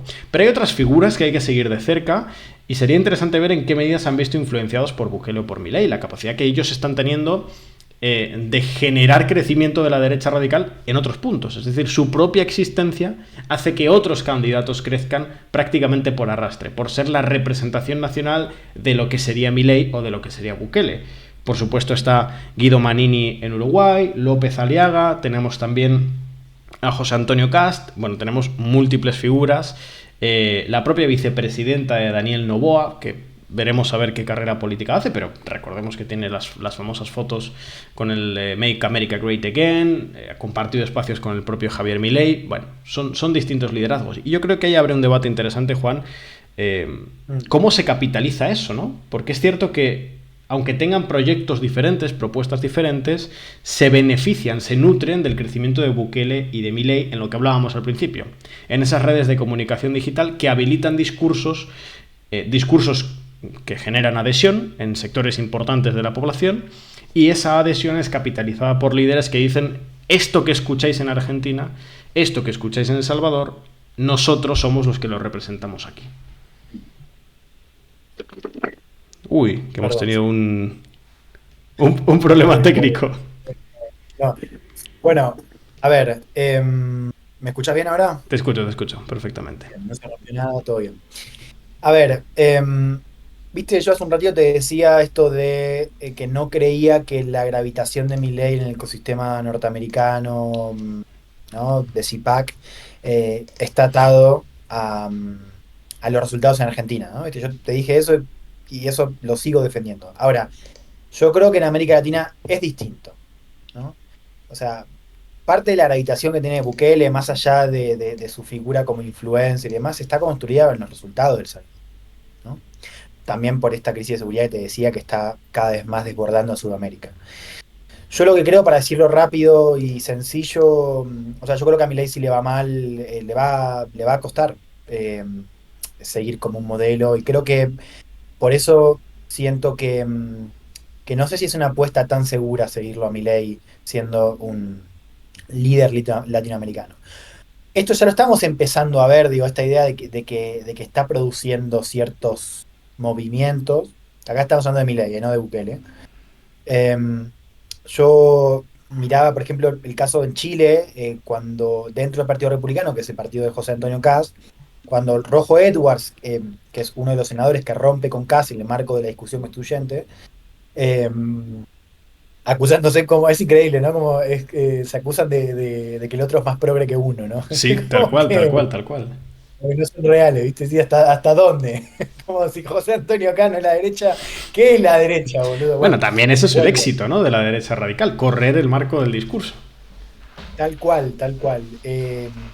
Se puso medio trotskista también un poco la rosca ahí adentro de esos espacios. Porque la de Edwards, bueno, te decía, me parece muy sintomático que cuando Edwards da las primeras entrevistas después de romper con el Partido Republicano de Cast, dice: voy a hacer una fuerza política como la de Milei, ¿no? Acá el compañero de Chile que está muy atento quizás nos puede apoyar o corregir, pero digamos, efectivamente yo lo he escuchado. Roger Edwards dice eso.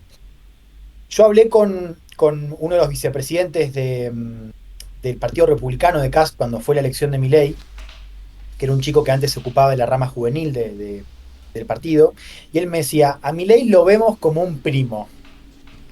Coincidimos en algunas cosas, en otras nos hacen un poco de ruido, digamos, ¿no? Porque él decía, no es un hermano, es un primo. Y yo creo que eso tiene que ver con, y él me lo dijo, me lo confirmó después, con que si Argentina se prende fuego, digamos que es una posibilidad lamentablemente verosímil, creo que el modelo Milei, entre comillas, que todavía no existe como tal, puede sufrir un costo de legitimidad importante. Ahora, nosotros antes de entrar acá charlamos un poco, yo te decía que hay algo de la marca Milei que creo que va a pegar más allá de cómo le vaya a su programa económico, que es lo más importante para seguir, que es esta cosa anticasta, ¿no? que básicamente es ponerle ese rótulo para hablar de Argentina, pero en realidad vos lo tenés en otros lugares, ¿no? Digamos, como esta retórica antipolítica tradicional, pero sobre todo la idea de la casta, ¿no? La casta entendida, y esto es importante para entender Argentina. Cuando Milei habla de la casta, no habla solamente de los políticos. La casta son los periodistas, la casta son los académicos que viven del CONICET, que es el organismo de ciencia y tecnología. Eh, Digo, son los empresarios que ganaron. Entonces, es una conceptualización, si querés, un poco más compleja y al mismo tiempo simple, porque todo el mundo sabe en Argentina a qué se refiere Milei cuando habla de casta, ¿no? Por más de que las fronteras sean porosas. Esta idea yo creo que está destinada a sobrevivirlo, si me permitís. Yo creo que eso está fuerte y si vos lo ves en diferentes... Por eso yo en Chile, antes de Kast, o sea, antes de este contexto, miraba mucho a Franco Parisi. Franco Parisi, que salió tercero en Chile, un tipo que no hizo campaña en el país, y que venía con este discurso muy antipolítica, él lo precede a Milei. Y Parisi fue un fenómeno, porque Parisi en los lugares del norte, que estaban asoladísimos por el abandono estatal, o sea, provincias del norte, que por cierto son los sectores que más contribuyen al PBI, porque son los que tienen la minería, y que sufren, como te decía, el abandono, ya había algo de esta retórica antipolítica, antipartidos políticos, esta cosa novedosa del pueblo, de la gente, que ya estaba pegando. No es lo mismo, pero hay una línea de conexión fuerte. Entonces yo creo que eso está destinado a durar. Pero para cerrar la idea, yo creo que ahí le veo un poquito más de vida propia a Bukele, porque Bukele por ahora logra seguir proyectando esa imagen de éxito, ¿no? Imagen que, por cierto, tenemos que discutir, pero digamos, ciertamente lo ha logrado, o sea, eso es evidente, o sea, el caso de Salvador es un caso visto como un caso exitoso. Yo creo que ahí Bukele tiene un poquito más para llevarse que Milei, que insisto, hoy estamos viendo una foto, en 2 meses puede ser otra foto. Entonces creo que eso también puede moldear un poco el futuro de su popularidad. Sí, sí, tenemos bastantes comentarios al respecto en el chat con respecto a Milei. Milei es curioso, ¿no? La relación que tiene con Chile, la has comentado al principio, para mí es paradigmática, pero es la relación que va a tener con otros muchos líderes, con otros muchos dirigentes, porque es un poco... A mí me genera una sensación de rara avis, tanto él como Bukele. La diferencia que les veo es que Bukele no me parece desubicado. Irónicamente, pese a que la relación de Javier Milei con la derecha radical sea una relación mucho más orgánica, mucho más clara, los discursos de Bukele y las presencias de Bukele en organismos de la derecha radical, en organismos internacionales, me parecen mucho menos desubicadas que las de Javier Milei. Porque es como Javier Milei como líder no le da importancia a muchas de las temáticas que el resto de partidos, que el resto de bloques sí le dan importancia, y al mismo tiempo tiene una perspectiva económica que se encarga permanentemente de reiterar, que no coincide en muchos casos, bueno, con las extremas derechas de Europa y de Estados Unidos, en tanto son países centrales del régimen capitalista. Por supuesto no tiene nada que ver, porque son países, proyectos políticos enormemente proteccionistas. De hecho, el trumpismo es enormemente proteccionista y la perspectiva económica de, por ejemplo, de Vox es enormemente proteccionista. Pero tampoco con las propias derechas radicales latinoamericanas, que es cierto que comparten la idea de la primarización del modelo agroexportador, pero lo comparten desde perspectivas distintas. Las derechas radicales latinoamericanas a menudo defienden el sistema agroexportador de manera activa, es decir, fomentarlo desde el Estado, al tiempo que Milei lo fomenta casi sin querer, es decir, al apostar por la libertad de comercio, evidentemente en sistemas de clases como el sistema de clase que tiene Argentina, va a ser el modelo agroexportador y al mismo tiempo las finanzas internacionales los que primen en el país. Pero en cualquier caso, Milei me parece en cierta medida, en gran medida, desubicado porque no casa con los liderazgos y porque además en las formas también es diferente en muchos aspectos, y yo no sé en ese sentido cómo va a ser capaz de perdurar en el tiempo. A mí la duda principal que me genera Milei, y estoy de acuerdo contigo de que su liderazgo internacional no va a depender de lo que haga en Argentina, sino de la capacidad de tomar posiciones en las instancias internacionales, al menos así lo veo yo, tampoco le veo una situación favorable en ese sentido, por su propio estilo de liderazgo, que es errático. Sí, a ver, yo tengo un matiz ahí. Por un lado, entiendo el punto y es un punto claro, está apoyado en cosas que son totalmente ciertas. O sea, vos mirás el programa económico, mirás la cuestión nacionalista, que es un tema que lo separa de otros líderes, desde Trump, Bolsonaro, Abascal inclusive, y efectivamente vos ves diferencias, pero yo creo que estamos ahí subestimando primero las coincidencias. La cuestión de la guerra cultural no es menor, y yo acá quiero remarcar, pues yo sigo a Milei hace varios años, Milei aprendió a hablar de guerra cultural. Eh, Él ni se nombraba de izquierda, de derecha, perdón. Él no se nombraba de derecha, pero además tampoco tenía este discurso tan virulento hacia la izquierda, hacia el Claro. aborto y demás. Eso lo logra después o lo incorpora a partir del sello de alianzas con sectores conservadores en Argentina, como la de Victoria Villarroel, que es su vicepresidenta. Y después, o sea, inclusive te digo que esto es bastante reciente, empieza con este discurso mucho más fuerte que volcó en Davos. Y que si me preguntás a mí, yo creo que tiene mucha influencia de Agustín Laje.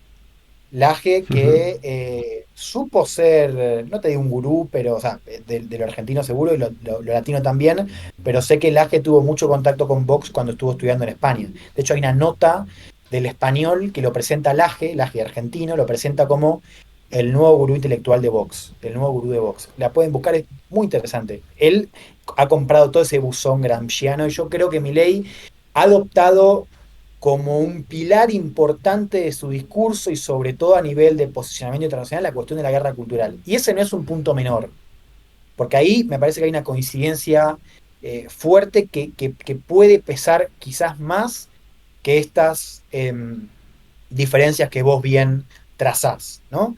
Eh, Sigo. Cuando hablo con Bannon en la cumbre, él me dice, lo amamos a Milei, es fantástico. Y después como que le empiezo a preguntar bien por qué. Él, lo primero que me dice es todo sobre la motosierra. La motosierra, que es la imagen que más, el símbolo este de Milei, ¿no? El recorte. Y claro, Bannon es un tipo que no adhiere a un estado mínimo. O sea, es un tipo que, por ejemplo, lo ha planteado en la campaña, la primera de Trump, es un tipo que quiere que el Estado invierta en infraestructura para los territorios abandonados, digamos, de Estados Unidos. O sea, es un tipo que no comparte la misma filosofía económica que Milei, ciertamente. Pero después cuando le pregunto, e indago un poco más, claro, el tipo lo que ve es la motosierra para desarticular el Estado administrativo, el Deep State. ¿Se entiende? O sea, Sí, sí. como que a mí me pareció curioso, porque claro, para nosotros, el tipo lo que está haciendo es un programa de austeridad, bajando el gasto público, sacando al Estado, digamos, como actor central en la vida económica y te diría más social, política, cultural de Argentina. No creo que lo consiga, pero no importa, esa es otra discusión. Claro, en Estados Unidos lo escuchan y piensan otra cosa. O sea, digo, conectan con algo de esa, inclusive con algo de ese programa, porque lo que ellos quieren, y esto quedó muy claro en los 4 días de CPAC, te diría que la principal tarea operativa, pensando en un próximo mandato de Trump, era desarticular el Estado administrativo, digamos, llamado también Deep State. Básicamente, remover a la burocracia, ¿no? Que el trumpismo ubica como un enemigo y como algo que los coartó en su proyecto de primer mandato. Entonces, cuando vos te metés a indagar un poco y cuando hablas con los tipos, ves que, claro, ellos están viendo otra cosa, inclusive el programa económico.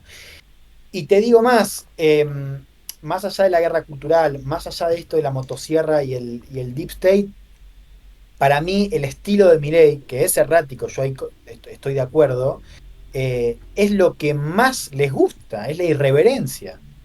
Es la idea de la contracultura, la rebeldía, como quieran llamarlo. Yo no lo veo como un punto de distancia, eso. Yo lo veo no solamente como un punto de coincidencia, sino también como una de las claves de su difusión. O sea, un tipo que o sea, es súper contemporáneo, un tipo es medio como el Joker, o sea, está en televisión, no te digo ahora, ahora es otra cosa, Sí, tiene sí, un sí. mensaje mucho más sombrío, más oscuro. Estamos hablando del Milei de la campaña, el Milei que se consume en clips, es un Milei con el pelo todo loco, tipo Boris Johnson, la peluca, y gritándole a la gente en televisión. O sea, yo eso lo veo súper parecido al estilo, digamos, de otros líderes.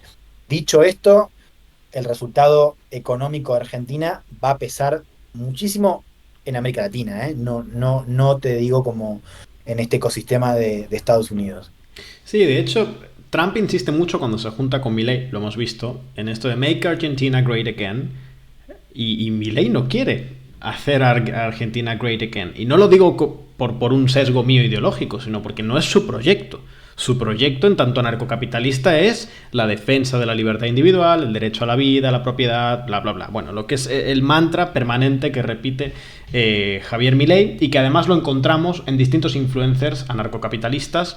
En España, por ejemplo, lo encontramos en el propio Juan Ramón Rayo, pero también, evidentemente, no creo que en estos términos, pero Agustín Laje ha puesto muchísimas de estas cuestiones encima de la mesa, Axel Kaiser en Chile, como hemos dicho, Sí. también, y ahí está también el germen del crecimiento de Milei. Es en paralelo, porque es que de hecho Milei en su momento era un Agustín Laje.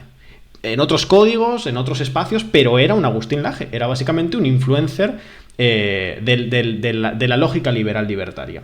En cualquier caso, yo creo que Milei, y esta es una de sus particularidades, vive en una contradicción muy curiosa y muy difícil de sortear. De hecho, me parece imposible de que en el largo plazo la sortee, que es, quiere ser al mismo tiempo dos cosas que son contradictorias.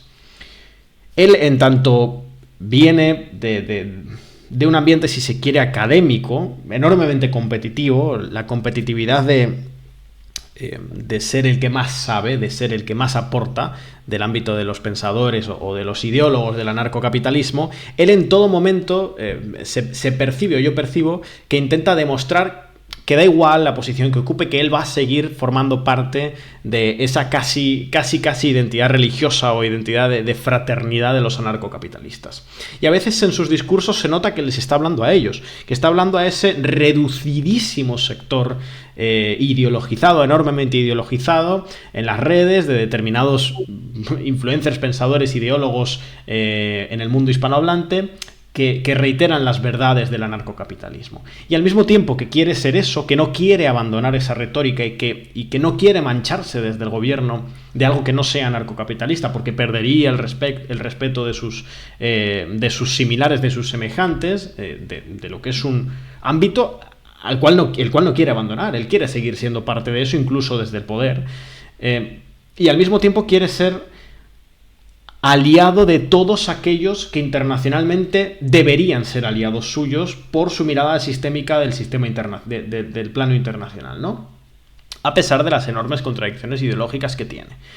Pero aquí es cierto que hay una forma de plantear que Milei, pese a su retórica no proteccionista, es complementario a los proteccionistas. Porque si de algo se benefician históricamente los proteccionistas del centro capitalista, es de la apertura comercial de las periferias, que es profundamente beneficioso para el desarrollo económico de los centros capitalistas. De hecho, sin un mercado de importaciones y exportaciones abierto en las periferias, los centros capitalistas, en este caso Europa y Estados Unidos, tendrían muy difícil obtener los réditos de materias primas y de mano de obra que han obtenido históricamente de las periferias. Entonces, en ese sentido, por matizar lo que he dicho antes, sí casaría. Pero bueno, volviendo al liderazgo, a mí me parece errático lo de Milei en ese sentido. Y yo no sé esto cómo lo ves tú, pero a mí permanentemente me da la impresión de que intenta hablarle a ese sector. Es decir, cuando uno observa los vídeos, Juan Ramón Rayo para mí en este sentido ilustra lo que es la mirada de determinados ideólogos e influencers liberales, libertarios, anarcocapitalistas con respecto a Javier Milei, que es una lupa permanente en lo que él está haciendo. Y esto, que para cualquier estudioso del poder sería evidente que no es importante, porque no son un sector importante, porque son una minoría, presente en redes, pero en redes cerradas, para Milei sí es importante, porque Milei, a diferencia de muchos otros mandatarios, sigue teniendo siempre un lado de su cerebro puesto en no defraudar. no defraudar a aquellos con los que comparten hermandad, por así decirlo. Y lo digo en estos términos y no es casual, porque realmente creo que lo piensa en estos términos. Pero bueno, ahí veo una contradicción que le va a ser muy difícil sortear en el largo plazo. A ver, me gusta lo que abrís, son varias cosas. Yo lo tomo, eh, no sé, supongo que habrá que verlo, ¿no? Yo no estoy tan seguro que, o sea, la contradicción está, estamos de acuerdo. No estoy tan seguro de que eso sea insalvable, digamos. Eh, Porque creo que, como te digo, hay algo de los resultados que yo te decía hace un ratito, son importantes, por algo también te digo que si a él le va mal, creo que hay algo de su popularidad regional que se desinfla, pero vos lo que ves en Milei, y creo que también ahí tenemos una coincidencia con estas otras figuras, más allá de estos matices, es el tipo de adhesión que genera, digamos, ¿no? El tipo de representación que genera que lo hace diferente al de otros liderazgos, digamos, de derecha radical, o inclusive de derecha en Argentina, ¿no? Que no han logrado tener el mismo tipo de conexión que tiene Milei, una conexión que por lo demás tiene también una economía política detrás. O sea, ¿por qué Milei no es Macri, digamos? No solamente porque es muy distinto en términos de su estética y demás, sino porque además la victoria de Milei en Argentina, y no quiero abrir demasiadas cajas, en todo caso después lo podemos charlar mejor, también está apoyada en un cambio muy importante respecto al rol del Estado. ¿Mm? O sea, Argentina, a diferencia bueno, de otros países de América Latina, ha tenido históricamente una presencia del Estado casi como un estado de bienestar. Ahí por eso los argentinos somos, miramos tanto Europa, digamos, ¿no? Hay una historia detrás, pero también un poco la idea de la élite intelectual argentina durante buena parte entera era, nosotros tenemos más allá de la arquitectura y todo, pero un estado más parecido al de Europa que al del resto de América Latina, donde básicamente no tenés estado, digamos, ¿no? Entonces, vos lo que ves en Milei, entre todas otras cosas, es cómo ha logrado interpretar un cambio en la realidad que es que, te lo voy a decir más fácil. En la campaña presidencial, una parte de la campaña del miedo, como se llamó, digamos, ¿no? Elegida por el peronismo, por Massa, era, si vos votás a Milei vas a perder el aguinaldo. El aguinaldo, ¿sabés qué? Eso es un término... Aguinaldo o las vacaciones, ponelo, los beneficios de un trabajador formal. Y la respuesta era, ¿qué aguinaldo, digamos, ¿no? O sea, ¿qué te quiero decir con esto? Que él, en su economía política, también está representando una parte de Argentina, una parte de la sociedad, que antes era representada por el peronismo y que dejó de ser representada por ese peronismo. Y que culturalmente además tiene otra expresión, ¿no? Y eso hace que la representación que encuentra Milei sea distinta a la de otras figuras de derecha en Argentina en su historia reciente. Vos me preguntás, perfecto, ¿cuánto de eso no puede cambiar si la economía se prende fuego? Yo te digo, bueno, puede ser, por eso te digo, estamos discutiendo sobre esta foto. Pero a lo que voy es que hay algo de esa representación que Milei entendió y que, más allá de esto dogmático que vos señalás, que es cierto que él no quiere defraudar, como decías vos, esta cosa narcocapitalista, él de todas maneras creo que ha encontrado trucos, te digo uno muy rápido. O sea, vos ves encuestas, digo, estamos a, ¿cuánto? 2 meses de que asumió Un Milei, poquito casi más. van a ser 2,5, 3. sí. Bien. Nadie en Argentina puede negar que esta idea de que el ajuste iba a ser sobre la casta, que esa idea es mentira. Digamos. El ajuste está recayendo sobre un montón de capas sociales, digamos, sobre todo está impactando a los que están más abajo, digamos, en esa pirámide, donde arriba está la casta, ¿no?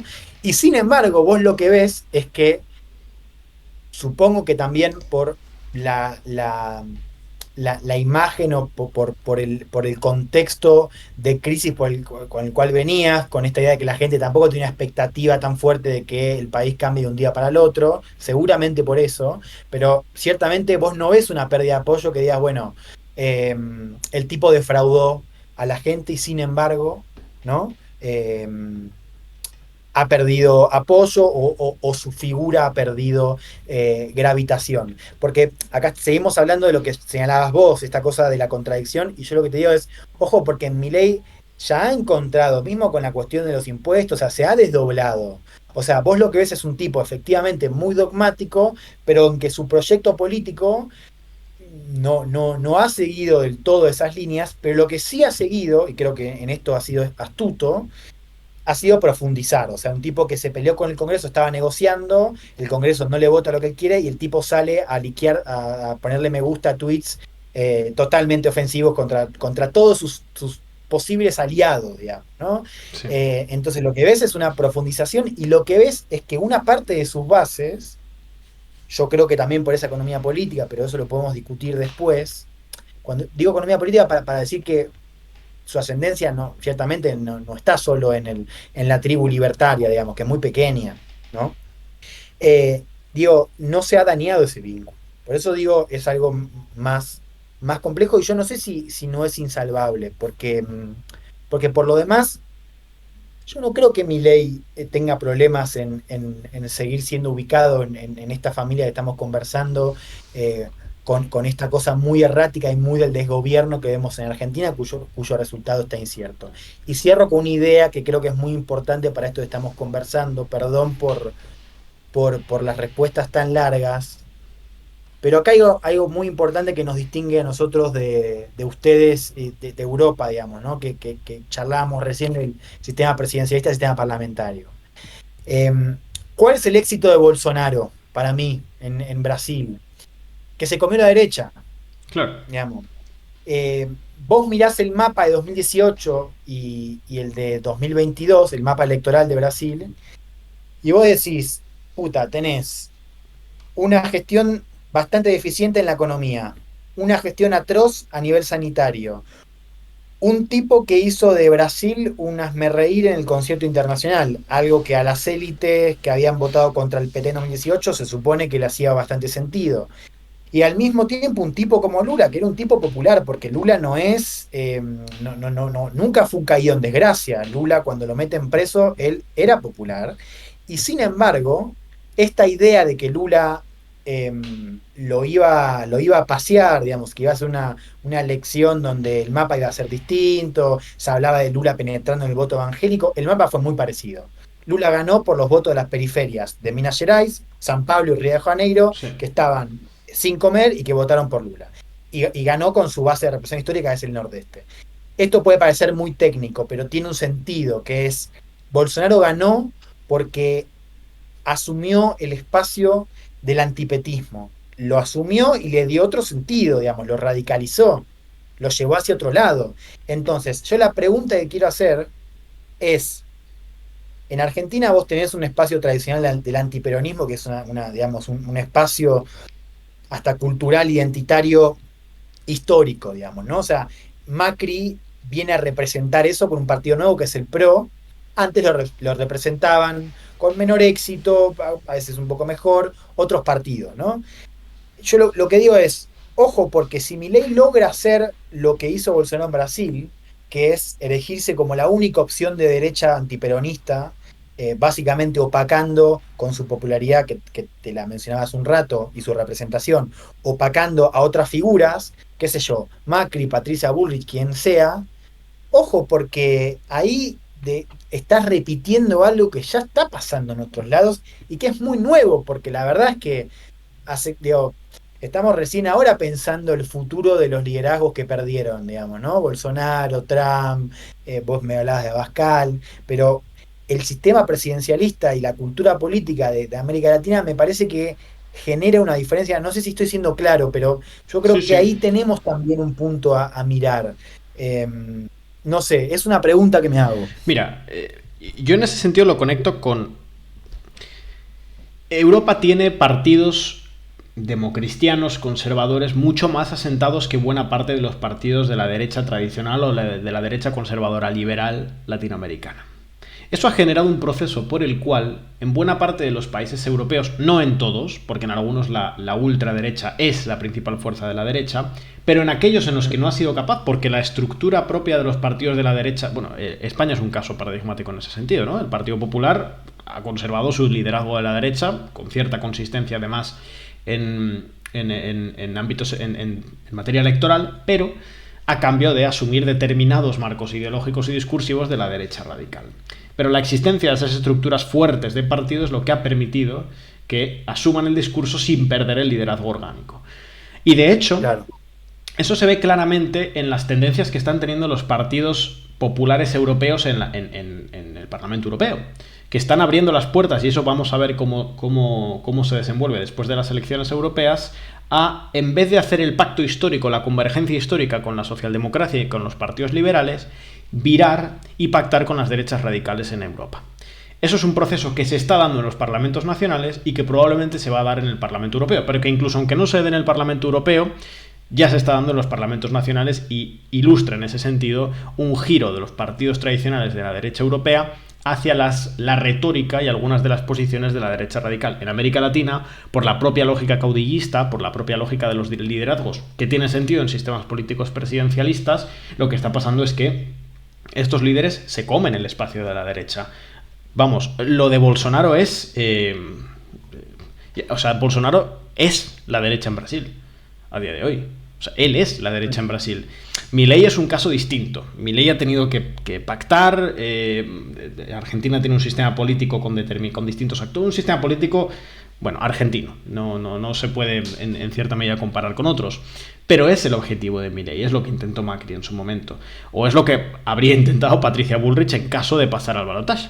Ser ella la que lo condense. Pero se los está comiendo también. Yo lo que veo es eso. O sea, no es lo mismo a Brasil porque estamos en otro momento. Tenés todavía, como decís vos, o sea, aliados dentro del gobierno, pero yo lo que veo es que, claro, es la discusión sobre la centro-derecha y esto es un subtexto de la conversación que estamos teniendo, que es la radicalización, explicada por varios factores, que es, claro, Milei en el Congreso quizás nunca vaya a tener una base propia. No es Bukele, digo, ¿no? Volvemos a las comparaciones. No tenés una base propia y necesita, si quiere sacar política pública, necesita de alguna manera pactar. Pero vos decís, ¿qué pasa desde abajo? ¿No? Porque lo que ves es que él ha logrado captar el voto, antes de hablar de representar, porque representar yo le doy una carga más importante, pero captar el voto de espacios a priori muy disímiles de la oposición, digamos, ¿no? Y también por la cuestión geográfica. Milei fue para mí un tsunami electoral porque ha logrado penetrar en Córdoba, ¿no? Que hasta hace muy poquito era el bastión del macrismo, que por cierto está gobernada con algo que explicarlo me llevaría otro, y quizás ni yo puedo explicarlo porque soy de Buenos Aires, que es el peronismo cordobés. Sí. Es una cepa distinta. Uno de los grandes aliados del macrismo, de hecho, fue. Uno de los grandes aliados regionales del macrismo. Claro, acá yo estoy conviviendo ahora con una cordobesa que ojalá esté escuchando esto y me vaya a cagar a pedos en un rato. Pero, digamos, ha logrado penetrar en Córdoba, ha logrado penetrar en el norte, que votaba tradicionalmente al peronismo, sí. Digamos, ha logrado penetrar en el sur. O sea, vos lo que ves es un tsunami electoral y algo que te habla de cómo mucha gente que antes era representada por los discursos y por las figuras de la oposición antiperonista, de derecha, centro-derecha, se llame PRO, se llame UCR, como quieran, bueno, hoy está con Milei. Entonces, vos me decís, vuelvo a la idea, yo lo que veo es, si bien es temprano, veo que Milei está logrando elegirse como la figura dominante de ese campo de derecha, más allá de la articulación y de la rosca. Y yo lo veo en ese sentido, o sea, veo difícil esta idea de que, porque, claro, muchos políticos, y eso lo estamos viendo ahora y lo vamos a seguir viendo, se están adosando a Milei porque saben que si van con un discurso de centro derecha, un discurso medio crítico, lo acusan de kirchnerista, digamos, claro, ¿no? Que es lo que pasa en Estados Unidos y lo que pasa en Brasil y lo que pasa en la derechita cobarde, digamos, ¿no? Es un poco una idea medio parecida. Eh, entonces yo le veo, o sea, dejo esa pestaña abierta porque yo lo que creo es que Milei, y te digo, ha pasado muy poco tiempo. No sé, el rol de Macri va a ser importante, se está discutiendo a ver si él se incorpora al gabinete, no se sabe, se incorpora en el sentido de como alguien en la sombra, ¿no? Pero yo lo que veo es que Milei está, o sea, se está erigiendo como una figura capaz de dominar ese campo derecha, ¿no? No lo veo que lo esté compartiendo y no veo que su liderazgo hoy tenga, tenga comparación, o sea, tenga sombras en ese amplio campo de la derecha. Y yo creo que lo de Bullrich es muy sintomático. O sea, la candidata a la derecha, hoy, yo te digo, yo estuve en CIPAC siguiéndola un poco a ella, vi cuando se juntó con Bannon, con el embajador de Hungría. Digamos, es una mina que responde al proyecto de Milei, digamos, no le veo mucha capacidad de autonomía hoy. Bueno, Juan, podríamos extender esta conversación eternamente, pero creo que llevando ya 2 horas aquí, quizá le podemos poner ya un stop. 2 horas llevamos, uy. Sí, por eso, por eso. Y dejarlo quizá para otra fecha, porque la verdad que ha sido muy interesante. Esta conversación podría durar 48 horas si quisiéramos, creo yo. Y quería agradecerte enormemente que hayas estado con nosotros. Ahora nos vamos a ir un ratito con un vídeo de Pablo y después ya me quedaré para despedir el directo, pero bueno, por darnos ya un descanso, por dártelo a ti, sobre todo, pues bueno, te quiero agradecer enormemente que hayas estado aquí con nosotros. Espero pronto volver a contar contigo aquí, porque va a haber un montón de cosas que charlar siempre. Sí, no, Edu, te súper agradezco, la verdad que, claro, mirá, fueron 2 horas y me pasaron volando, o sea, no, y veo que la gente también se quedó, así que la verdad que, nada, súper contento por la invitación, un placer esta conversación intercontinental, y dale, eso, sigamos conversando, acá estoy, y bueno, lo mejor con el proyecto que está buenísimo, yo ya lo seguía desde antes, así que, nada, eso, lo mejor. Bueno,